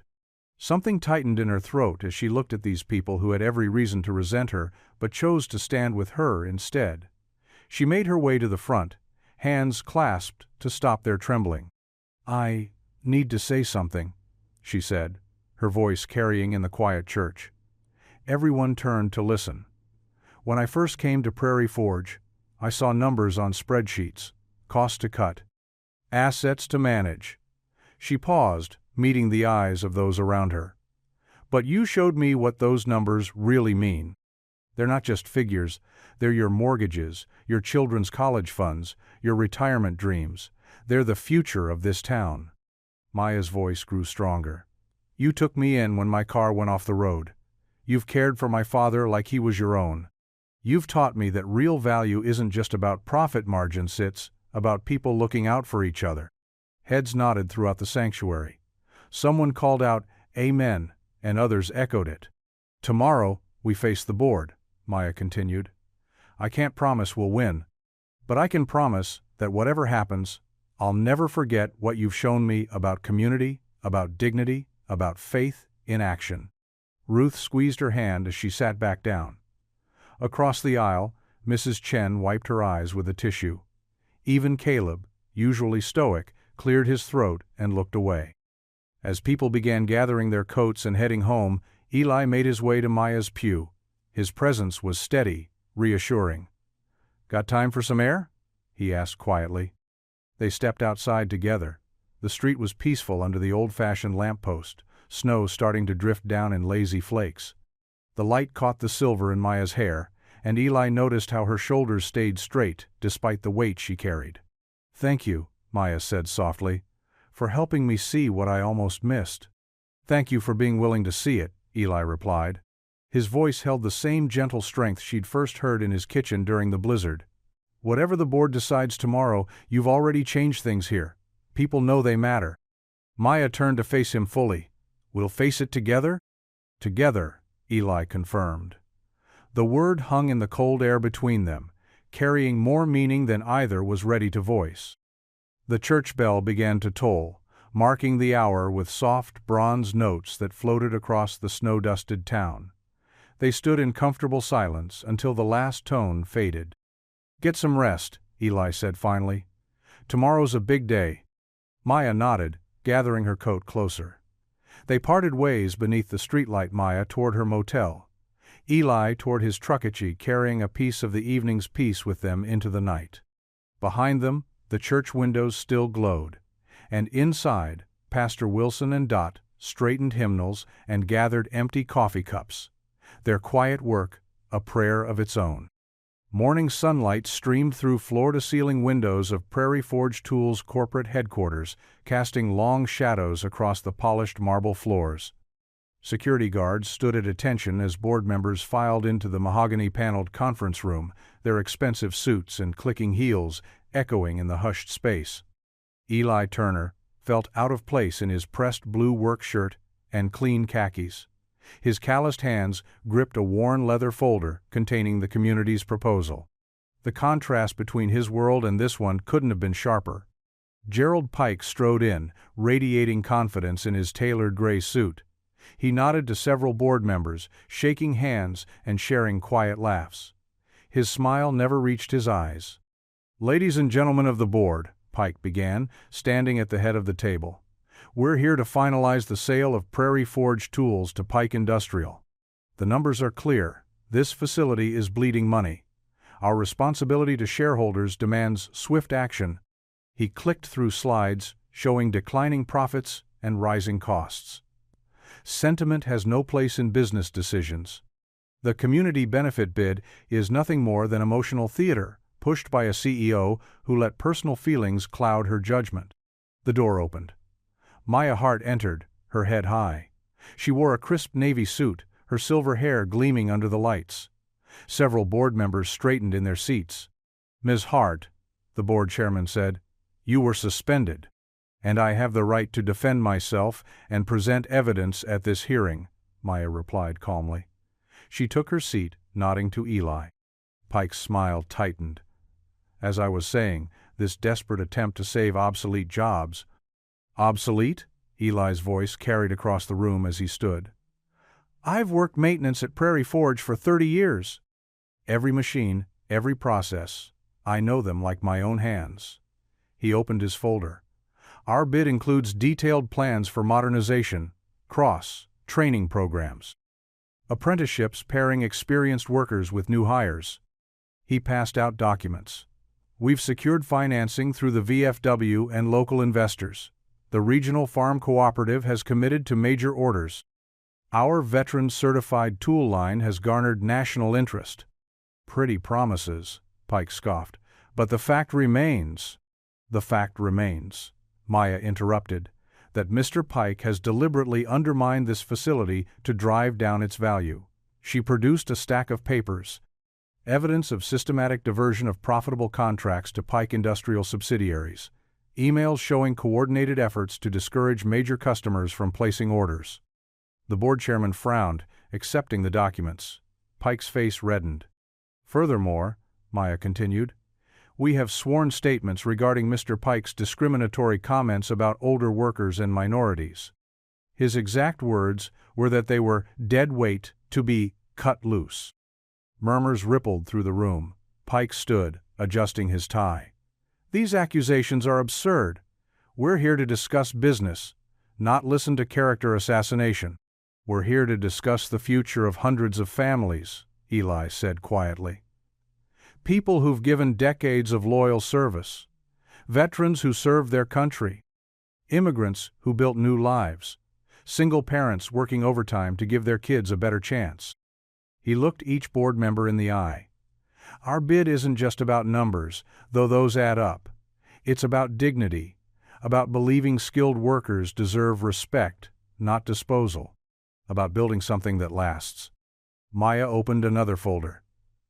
"The community benefit bid provides detailed financials, modernization plans, and binding commitments to inclusive hiring and training. We've also documented Pike Industrial's history of acquiring and liquidating similar facilities, leaving economic devastation in their wake." The board chairman studied the materials, his expression grave. Pike tried to interject, but the chairman held up his hand. "These are serious allegations, Mr. Pike, and this community proposal appears more substantial than initially presented." He looked around the table. "I believe we need time to review all this new information carefully." He stood, straightening his jacket. "We'll take a 1-hour recess to deliberate. Ms. Hart, Mr. Turner, thank you for your testimony. Mr. Pike, please remain available for questions." Board members gathered their papers, speaking in hushed tones as they filed out. Pike stalked from the room, phone already at his ear. Maya and Eli exchanged glances, years of hope and hard work hanging in the balance. The chairman paused at the door. "We'll reconvene at 10:30. The heavy door clicked shut behind him, leaving Maya and Eli alone in the sudden silence of the vast boardroom. The board members filed back into the conference room after their deliberation, their faces unreadable as they took their seats around the massive table. The afternoon sun cast long shadows through the windows, and the tension in the air was thick enough to cut with a knife. Maya Hart stood tall at one end of the table, her burgundy blazer a stark contrast to the sea of gray and black suits surrounding her. Her hands were steady as she arranged her papers, though Eli could see the slight tightening around her eyes that betrayed her tension. Gerald Pike lounged in his chair with practiced casualness, but his jaw was clenched tight. He drummed his fingers on the polished wood, the soft tapping sound breaking the heavy silence. "The board has reached several decisions," announced Margaret Chen, the chairwoman, her voice crisp and authoritative. "First, regarding the conduct of Vice Chairman Gerald Pike." Pike's drumming fingers stopped abruptly. "Evidence has been presented of unauthorized negotiations with outside parties, deliberate suppression of viable alternatives to liquidation, and the calculated use of personal attacks to undermine legitimate business proposals." Chen's gaze swept the room. "Furthermore, the language used in certain communications demonstrates a pattern of discriminatory intent regarding age and ethnicity in employment matters." Pike's face reddened. "This is ridiculous. You can't possibly—" "Mr. Pike?" Chen cut him off sharply. "You will have your chance to address these matters with our legal team. For now, you are suspended from all duties, pending a full investigation. Please, leave the room." 2 security guards appeared in the doorway. Pike stood slowly, straightening his tie with trembling hands. "You're making a terrible mistake," he said, his voice tight with fury. "This sentimentality will destroy the company." No one spoke as he was escorted out. The click of the door closing behind him seemed to release a collective breath from the room. Chen turned to Maya. "Ms. Hart, your suspension is lifted, effective immediately." She paused, allowing a small smile. "The board recognizes that your actions, while unorthodox, were in keeping with both sound business practice and ethical leadership." Maya nodded gracefully. "Thank you, Madam Chairwoman." "Now," Chen continued, regarding the community benefit bid. She lifted a thick document. "We've reviewed the proposal extensively. The financial framework is sound, particularly with the confirmed purchase orders from the Agricultural Cooperative and the VFW funding commitment." Eli sat straighter in his chair, his heart pounding. "The board votes to accept the community benefit bid, with certain conditions." Chen began reading from a document. "First, the plant will become a public benefit subsidiary, with Maya Hart as CEO, reporting to this board but with protected autonomy in operational decisions." Maya's shoulders relaxed slightly, though her expression remained professional. "Second, we require binding safeguards." Chen adjusted her glasses. "The following provisions must be incorporated into the operating agreement. Priority rehiring of laid-off workers, with specific attention to maintaining age diversity in the workforce. A formal apprenticeship program, funded through an established trust. And explicit anti-discrimination commitments that exceed federal requirements." Eli's throat tightened. Everything they'd fought for was being granted, and more. "Third," Chen continued, "the veteran certified product line is approved for immediate development with the proposed Service Branch Authentication Program." She looked up from her papers. "Does the community delegation accept these terms?" Eli glanced at Maya, who gave him a slight nod. He stood, his voice steady despite his racing heart. "We do, Madam Chairwoman, with gratitude." "Then let the record show, the vote is unanimous." Chen picked up her gavel. "The community benefit bid is accepted, and Prairie Forge tools will remain in operation under the new structure." The gavel struck once, the sound sharp and final. The room erupted in controlled chaos. Board members stood, some smiling, others already pulling out phones. Maya worked her way through the crowd to where Eli stood. Their eyes met, and without words, their hands found each other, clasping tight. In that grip was every prayer, every late night of planning, every moment of doubt and hope that had brought them here. "We did it," Maya whispered, her professional mask cracking just enough to show the joy underneath. Eli squeezed her hand, his own emotions too big for words. In that moment, he wasn't thinking about the machinery that would soon hum to life again, or the workers who would return to their posts. He was thinking about dignity preserved, community protected, and how sometimes the right thing could actually win. The chairwoman approached them, her heels clicking on the hardwood floor. "Ms. Hart, Mr. Turner," she said warmly, "shall we discuss the timeline for reopening?" Maya straightened, not letting go of Eli's hand. "Yes, let's begin." The cool spring breeze carried the scent of fresh paint and oil through Prairie Forge's open workshop doors. Sunlight streamed through newly cleaned windows, catching dust motes that danced in the air like tiny stars. The plant, silent for so many weeks, was slowly coming back to life. Eli stood in the doorway of the maintenance bay, watching as Caleb directed a small crew hanging a fresh safety board on the wall. The sound of their tools echoed through the cavernous space, no longer empty and abandoned. "Hey, Eli!" called out Jerry Martinez, wheeling in a cart of cleaned equipment. "Just like riding a bike, right?" The older veteran's face broke into a wide grin as he patted the familiar machinery. "Better?" Eli replied, smiling. "This time we're not just workers, we're owners too." Word had spread through town like wildfire after the board meeting. First came the text messages, then the calls, and finally the local news vans parked outside the diner where everyone gathered to celebrate. Dot's pies disappeared faster than she could bake them that day. Now, just 2 weeks later, the plant was buzzing with activity. Not production yet, but preparation.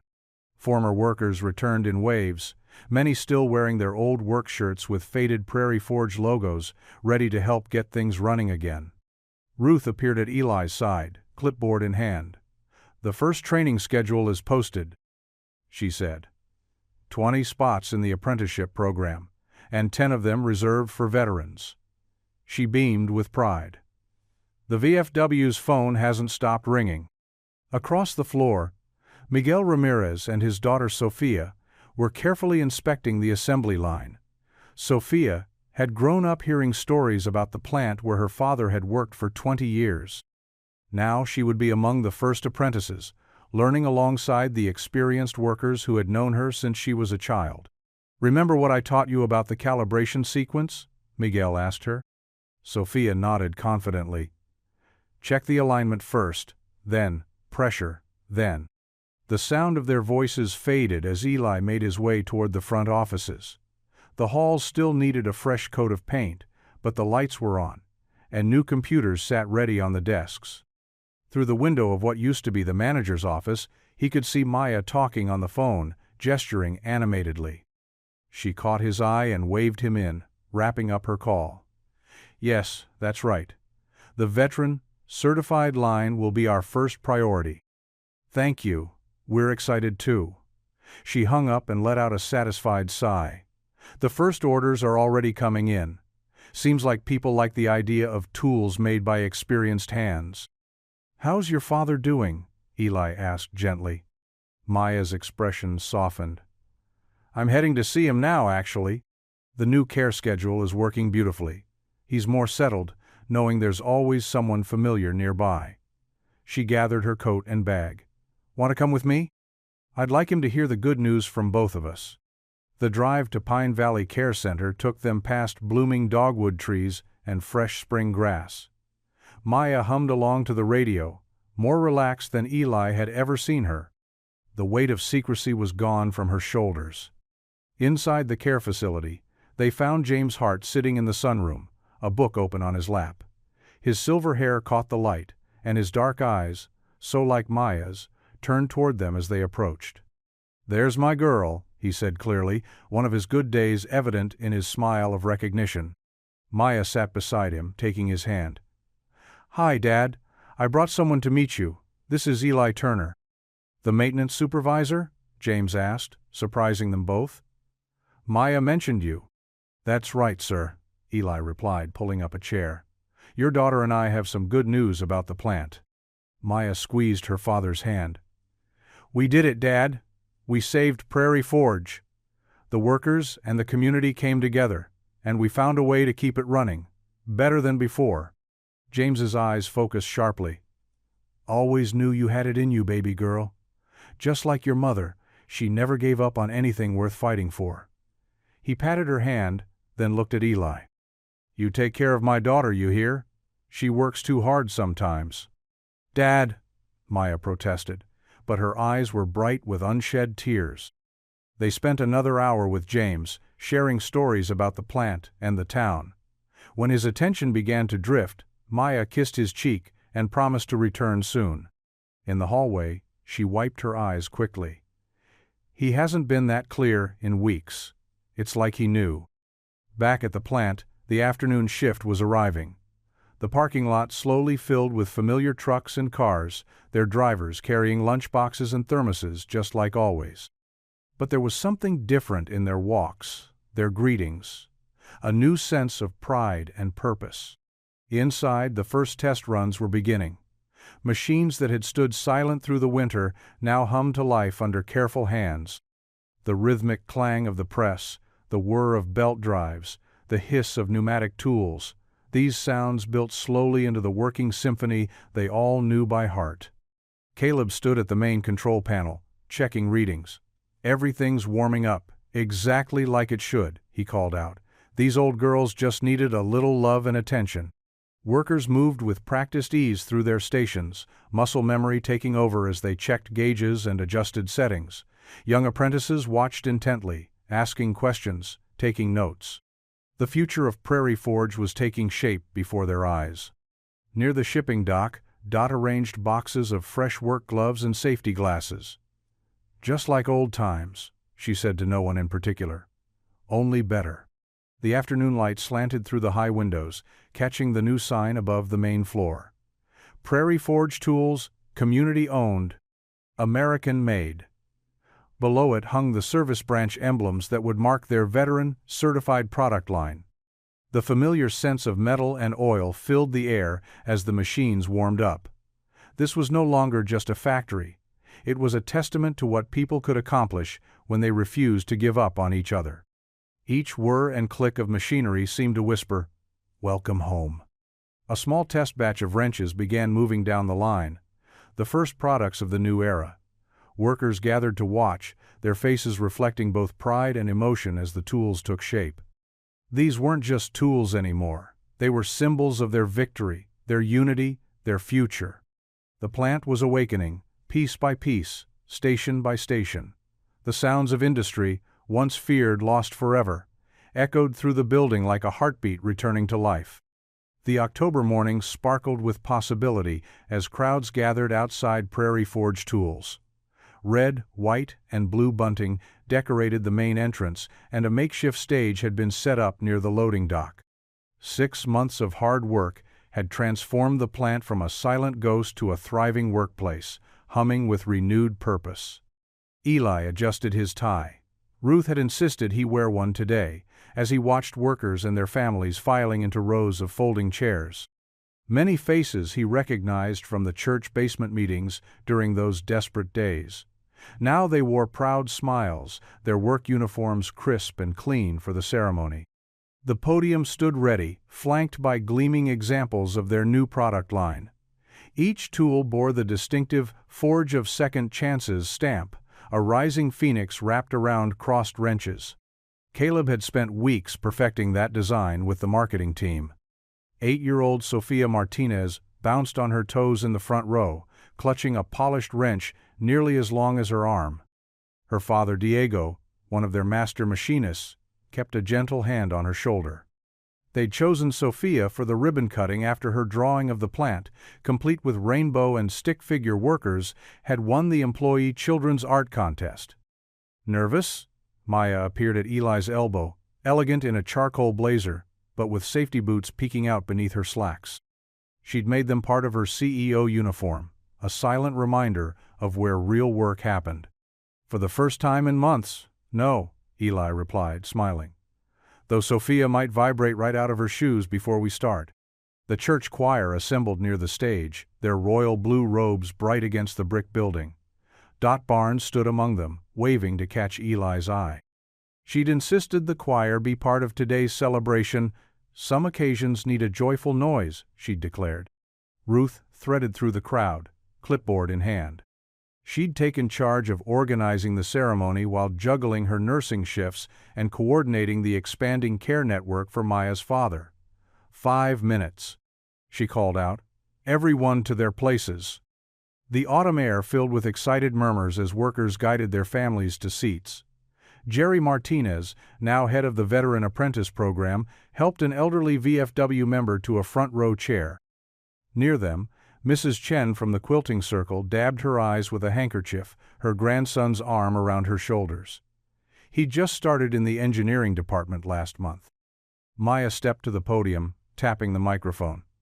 The crowd settled, faces turning toward her with warmth that would have been unthinkable half a year ago. "Good morning," she began, her voice carrying clearly. "Today marks not just a new chapter for Prairie Forge, but a testament to what happens when a community refuses to give up on each other." She spoke of the journey, the dark days, the struggle, the triumph of faith and hard work over cynicism. When she mentioned Pike Industrial's failed takeover attempt, several people booed good-naturedly. "But that's not what we're here to celebrate," Maya continued. "We're here to launch something built on trust, respect, and the belief that experience deserves honor." Eli watched her from the side of the stage, remembering that first snowy night in his kitchen. Who could have guessed that a CEO in a ditch would lead to this? The plant now employed more veterans and seniors than ever before, paired with young apprentices eager to learn from their expertise. The choir stepped forward, their voices rising in amazing grace. The familiar hymn floated over the assembly, carrying echoes of church basement meetings and prayers for courage. Dot's soprano soared on the high notes, crystal clear against the deeper harmonies. When the last note faded, Maya gestured to Sophia. "And now, the moment we've all been waiting for. Miss Sophia Martinez, would you do us the honor?" Diego lifted his daughter onto the stage. She marched to the red ribbon stretched across the main doors, her small face serious with responsibility. The wrench in her hands gleamed, the first tool from their new line, specially sized for her grip. "Ready?" Maya asked softly. Sophia nodded, positioning the wrench's jaws around the ribbon. The crowd leaned forward, cameras ready. With determination, she squeezed the handles. The ribbon parted cleanly, floating to the ground as cheers erupted. "Ladies and gentlemen," Maya announced over the applause, "I officially declare the Forge of Second Chances product line open for business." Workers surged forward to examine the display cases. Each tool category featured the service branch emblems that Caleb had first sketched that hopeful night at the potluck. The VFW members clustered around their special edition set, exclaiming over the craftsmanship. Music started playing through the speakers, "God Bless America," as people began filing inside for tours and refreshments.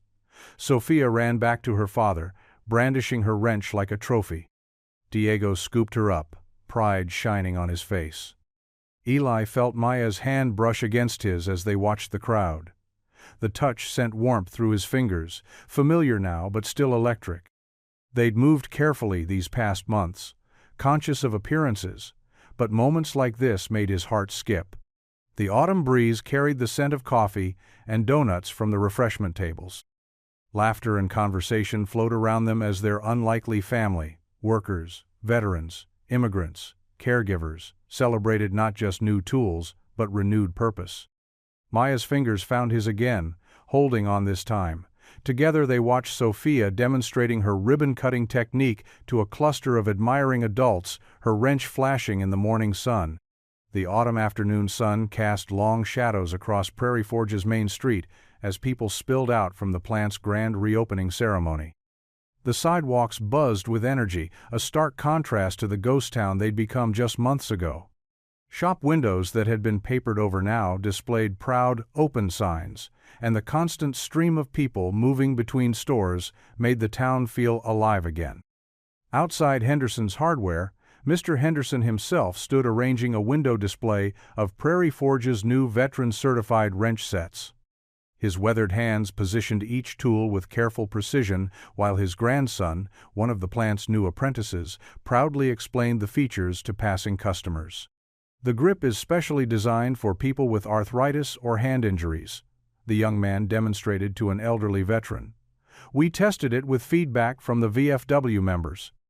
Eli paused to watch through the window, remembering how close they'd come to losing it all. The sight of Prairie Forge tools back on local shelves made his chest tight with emotion. Inside Marie's diner, every booth was full. The bell above the door chimed constantly as workers from the afternoon shift came in for coffee. Marie had rehired her full staff, and the clatter of plates and murmur of conversations filled the air with comfortable familiarity. The scent of fresh-baked apple pie drifted out whenever the door opened. "Mr. Turner," called Jenny, Marie's teenage daughter, as she hurried past with a coffee pot. "Mom says your usual table will be ready for the dinner tonight." Eli nodded, checking his watch. The VFW was hosting a thank-you dinner for everyone who'd helped save the plant. His daughter Ruth had already gone ahead to help set up. The late afternoon light caught the fresh paint on storefronts. Davis Family Shoes had a new window display featuring work boots, American-made, with Prairie Forge steel toe caps. The bookstore next door had created a whole section of local industry histories and technical manuals. Even the old movie theater was opening again on weekends. At the VFW hall, pickup trucks filled the parking lot. Through the propped-open doors, Eli could see long tables being set up, covered in red checkered cloths. The smell of barbecue from Pete's smoker drifted across the street. Inside, Ruth directed volunteers like a general marshalling troops. "Dad," she called when she spotted him. "The apprentices want to show you something before everyone arrives." In the hall's side room, 4 young apprentices had set up a display of their first completed projects. Carlos, whose father had worked at the plant for 20 years, proudly held up a perfectly machined set of precision tools. "We use the new computerized lathe," he explained, "but with all the old-school quality checks Mr. Martinez taught us." He demonstrated the smooth action of a socket wrench. Not a single reject in the batch. Maya appeared in the doorway, looking relaxed in a casual blazer instead of her usual corporate suits. She'd been spending more time in Prairie Forge lately, even renting a small house near the park. The apprentices straightened up, but their smiles remained genuine. "These are beautiful," she said, examining the tools. "The board will be impressed with the quality reports." "Quality's in the blood here," Eli said quietly. Their eyes met briefly, sharing the memory of that first plant tour when she'd begun to understand what spreadsheets couldn't measure. The hall filled quickly as the sun began to set. Veterans mixed with plant workers, their families claiming tables together. Children darted between chairs, while teenagers helped carry and covered dishes. The sense of community was palpable. Dot Barnes supervised the dessert table, now piled high with her famous pies alongside contributions from every church circle in town. She'd been right about Courage being Mercy with work boots on. Her quilting group's fundraising had helped spark the whole community bid. Caleb Ortiz stood at the podium, tapping a microphone. As union steward, he'd been instrumental in bringing everyone together. "Before we eat," he announced, "we've got some people to thank." The room quieted as he called up various community members who'd helped save the plant. The VFW commander who'd pledged the loan. The farm co-op representative who'd guaranteed orders. Ruth, for organizing care for Maya's father. Each received warm applause. "And finally," Caleb said, "2 people who prove that doing right by people and doing right by business aren't opposites." He gestured to Eli and Maya. They walked up together, a little embarrassed by the standing ovation. Maya spoke first, her voice warm with sincerity. "6 months ago, I saw Prairie Forge as numbers on a spreadsheet," she admitted. "Thanks to this community, and especially to one stubborn maintenance supervisor who pulled me out of a snowbank, I learned to see its heart instead." The laughter was affectionate. Everyone knew the story now. After the speeches came the food, tables groaning with casseroles, slow-cooked meats, fresh rolls and salads. People moved between tables, sharing stories and plans. The apprentices demonstrated their tools to anyone who would look. Pride radiated from every corner of the room. As evening settled over the town, the celebration began to wind down. Families gathered their empty dishes and sleepy children. The streets outside had grown quiet, though lights still burned in many windows, signs of life returning to normal. Maya helped stack chairs while Eli wiped down tables, falling into an easy rhythm. When Ruth shooed them out, "I've got plenty of help here," they found themselves walking together through the town's newly bustling streets. The air had grown cooler, carrying the scent of autumn leaves. They passed Henderson's Hardware, now closed, but with the new Prairie Forge display still proudly lit. The movie theater's marquee advertised weekend showings. Even the small shops that had struggled before the plant's troubles showed signs of renewal. "I never thought I'd say this," Maya admitted as they walked, "but this feels more like success than any corporate milestone ever did." Eli nodded, understanding exactly what she meant. They'd saved more than jobs, they'd preserved a way of life, a community's soul. The proof was all around them in the renewed energy of their small town. They turned down Maya's street, where porch lights glowed welcomingly. Neighbors waved from their evening walks. The town was healing, growing stronger. Tonight had shown that their hard-fought victory wasn't just about keeping the plant open, it was about keeping hope alive. The autumn evening settled over Prairie Forge like a warm blanket. Golden light spilled from Eli Turner's kitchen window, casting a welcoming glow onto the front porch, where the old rocking chair swayed gently in the breeze. Inside, Eli stood at the stove, stirring a pot of his famous homemade chili, the same recipe that had warmed Maya's spirits on that snowy night that felt like a lifetime ago. "Need any help?" Maya asked, leaning against the doorframe. She'd changed out of her business suit into a comfortable sweater and jeans, looking more relaxed than she had in months. "Nope, you just stay right there," Eli said, adding a pinch of spices to the pot. "This is my kitchen, and I know exactly where everything is." Maya smiled, watching him move confidently around the familiar space. "Hard to believe it's been 6 months since I first sat at this table, scared half to death from the storm. And wearing my old flannel shirt," Eli added with a chuckle. He grabbed 2 bowls from the cabinet, the same ones they'd used that night. "Though I have to say, you look better in it than I ever did." "Such a gentleman," Maya said, settling into her usual spot at the kitchen table. The wood was worn smooth from years of family meals, homework sessions, and late-night conversations. "Ruth said she'd be out late with friends?" "Yeah, she's celebrating with some of the younger apprentices from the plant. They finished their first solo project today." Pride colored his voice as he ladled the steaming chili into bowls. "She's really taken to mentoring them." Maya accepted her bowl gratefully. "Like father, like daughter. I saw you working with Carlos this morning, showing him how to calibrate the new machinery." "Kid's got good hands," Eli said, sitting down across from her. "Reminds me of myself at that age, eager to learn, just needs someone to show him the ropes." They ate in comfortable silence for a moment, savoring the familiar flavors.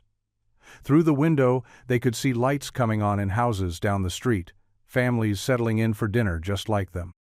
"Sometimes I still can't believe we did it," Maya said softly. "When I think about how close we came to losing everything." "We didn't just save jobs," Eli replied, reaching across the table to touch her hand. "We saved a community. Look at Main Street now, shops reopening, new businesses coming in. Even old Doc Wilson's grandson is moving back to town to take over the practice." Maya squeezed his hand. "I remember sitting in that corporate boardroom, watching Pike try to tear everything down. But when you stood up to speak..." She shook her head, smiling at the memory. "You should have seen the board members' faces when you laid out the numbers for the community ownership plan." "I was terrified," Eli admitted with a laugh. "But I kept thinking about Ruth, about all the families depending on us. Sometimes being scared just means you're fighting for something worth protecting." They finished their meal, trading stories about the day's events at the plant, the pride of the workers showing off their skills, the sound of machines humming steadily, the sense of purpose that filled every corner of the building. Later, they moved to the living room couch, where family photos lined the walls. Maya studied a picture of young Ruth with Eli, both covered in garden dirt and grinning. "She was so proud of those tomatoes," Eli said, following her gaze. "Insisted on making spaghetti sauce all by herself. We were finding tomato seeds in the kitchen for weeks." Maya laughed, then grew thoughtful. "My father had a good day today," she said. "The nurses said he remembered my name, asked about the plant. He even mentioned meeting you at the reopening ceremony." Eli shifted to face her. "That's wonderful, Maya. I know how much those moments mean to you. I used to think I had to choose, between caring for him and running the company. But this town, she gestured around them, you all showed me there's another way, that we're stronger when we help each other carry our burdens. That's what community means? Eli said simply. Like how Mrs. Chen from the diner brings soup to your father every Wednesday, or how the high school kids shovel his walkway after it snows. Maya's eyes grew misty. I never expected to find this here. When the board sent me to oversee the closure, I thought it would be simple, just numbers on a spreadsheet. She smiled at him. Then someone pulled me out of a snowbank and made me see things differently. Best detour I ever took, Eli said softly. The kitchen clock chimed 9, and Maya stood reluctantly. I should go. Early meeting tomorrow with the apprenticeship committee. Eli walked her to the door, where they paused in the warm light of the porch lamp. The street was quiet now, peaceful under the stars. Maya turned to him, her eyes soft with affection. Thank you for dinner, she said, and for everything else. Eli stepped closer, one hand gently cupping her cheek. Maya leaned into his touch, and their lips met in a sweet, tender kiss that held all the promise of new beginnings. When they parted, they stayed close, sharing the moment and the crisp autumn air. No words were needed. They both knew this was just another step in their journey together, as natural as the changing seasons in their beloved Prairie Forge. The church bells of First Methodist rang clear and sweet across Prairie Forge early Sunday morning. Their familiar melody floated through the crisp autumn air, calling the faithful to worship just as they had for generations. Eli Turner stood at the bottom of the church steps, adjusting his tie nervously. He'd polished his old dress shoes until they gleamed and pressed his best navy suit the night before. The morning sun caught the silver at his temples as he watched Maya's car pull into the parking lot. She stepped out wearing a simple burgundy dress, her grace apparent even in this casual setting. Maya's father sat in the passenger seat, dressed smartly in a brown tweed jacket. Ruth Henderson from the Care Rota helped him out with practiced gentleness, offering her arm for support. Good morning, Maya said softly as she reached Eli. Her smile held the warmth of private memories from their dinner the night before. Morning, Eli replied, his voice carrying that same tender note. He extended his arm to her, just as Ruth guided Maya's father up beside them. Beautiful day for church, Maya's father said clearly, one of his good moments shining through. His eyes were bright and alert as he took in the red brick building with its white steeple reaching toward the cloudless sky. Together, they climbed the steps, joining the steady stream of people flowing through the heavy wooden doors. The foyer buzzed with quiet conversation and the rustle of Sunday best clothing. Ushers handed out bulletins with warm greetings. Dot Barnes stood near the sanctuary entrance, resplendent in her signature purple hat. Her eyes twinkled as she spotted them, and her knowing smile spoke volumes.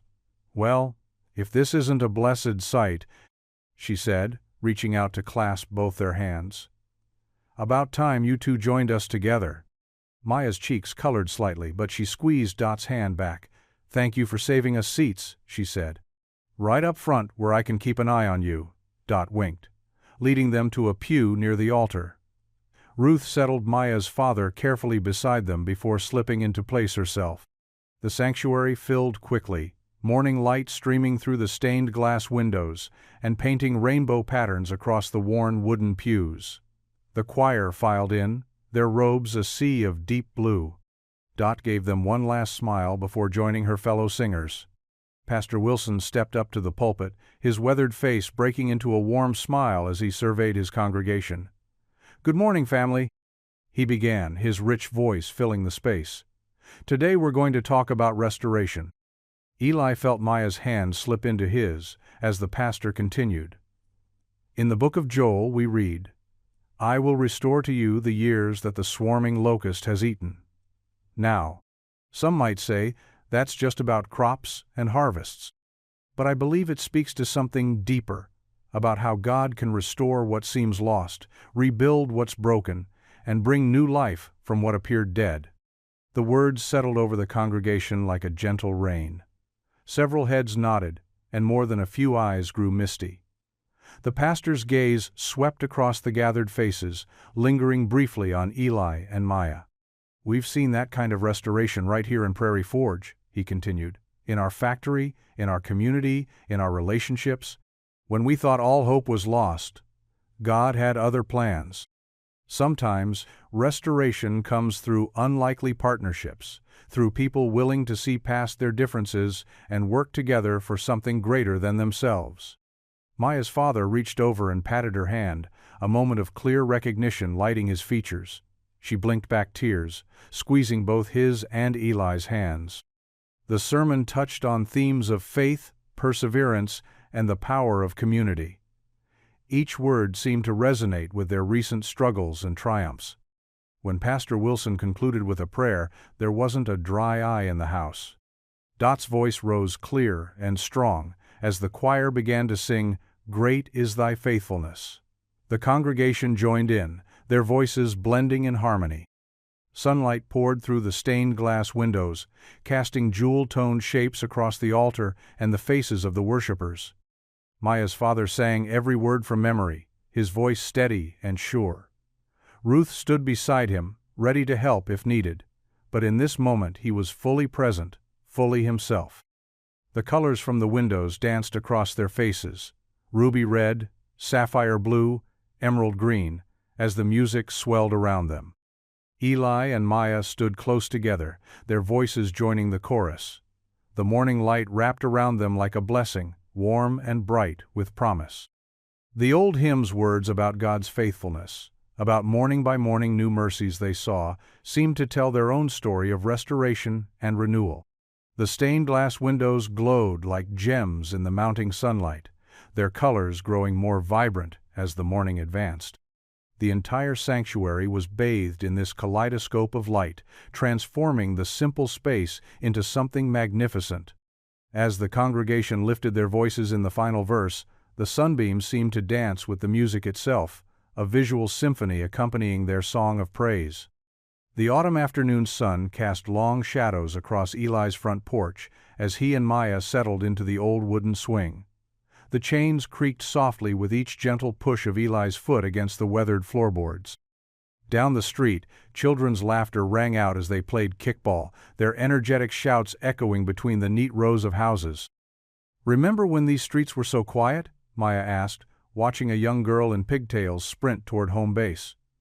"Right after the layoffs, it felt like the whole town was holding its breath." Eli nodded, his arm resting comfortably along the back of the swing. "Like a ghost town. Now look at it. Miller's Grocery reopened last week. The diner's got a wait list for Friday nights, and I heard the elementary school's adding a new classroom next semester." A cool breeze carried the distant hum of machinery from Prairie Forge tools. The sound made Maya smile. Production numbers came in yesterday. The veteran, certified line is exceeding projections by 15%. Caleb mentioned that. Said the apprentices are picking things up faster than expected too. Eli chuckled. Though he's still giving poor Tommy grief about that backwards, threaded bolt last month. Tommy's young, he'll learn. Maya shifted slightly, her shoulder brushing against Eli's. Just like we did. The swing let out a particularly loud squeak, making them both laugh. "Been meaning to fix that?" Eli said, patting the wooden seat. "Got the WD-40 right inside, but somehow I never get around to it." "Oh?" Maya raised an eyebrow. "The man who rebuilt an entire assembly line can't handle a squeaky porch swing?" "Maybe I like it this way," he said with a wink. "Lets me know when certain CEOs are sneaking up on my porch." Mrs. Abernathy from next door waved as she walked past with her grocery bags. Since the plant reopened, the retired teacher had been baking welcome pies for each returning family. The scent of her latest creation, apple cinnamon, drifted over on the breeze.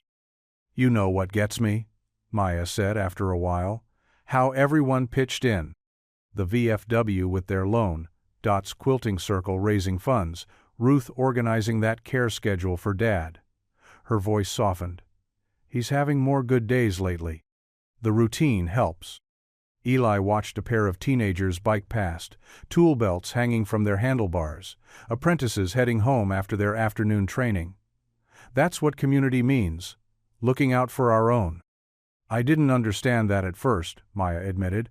Back in that conference room with the spreadsheets, everything looked so clear-cut, numbers on a page. She shook her head. Then I ended up in a ditch during a snowstorm. And I almost didn't stop, Eli said quietly.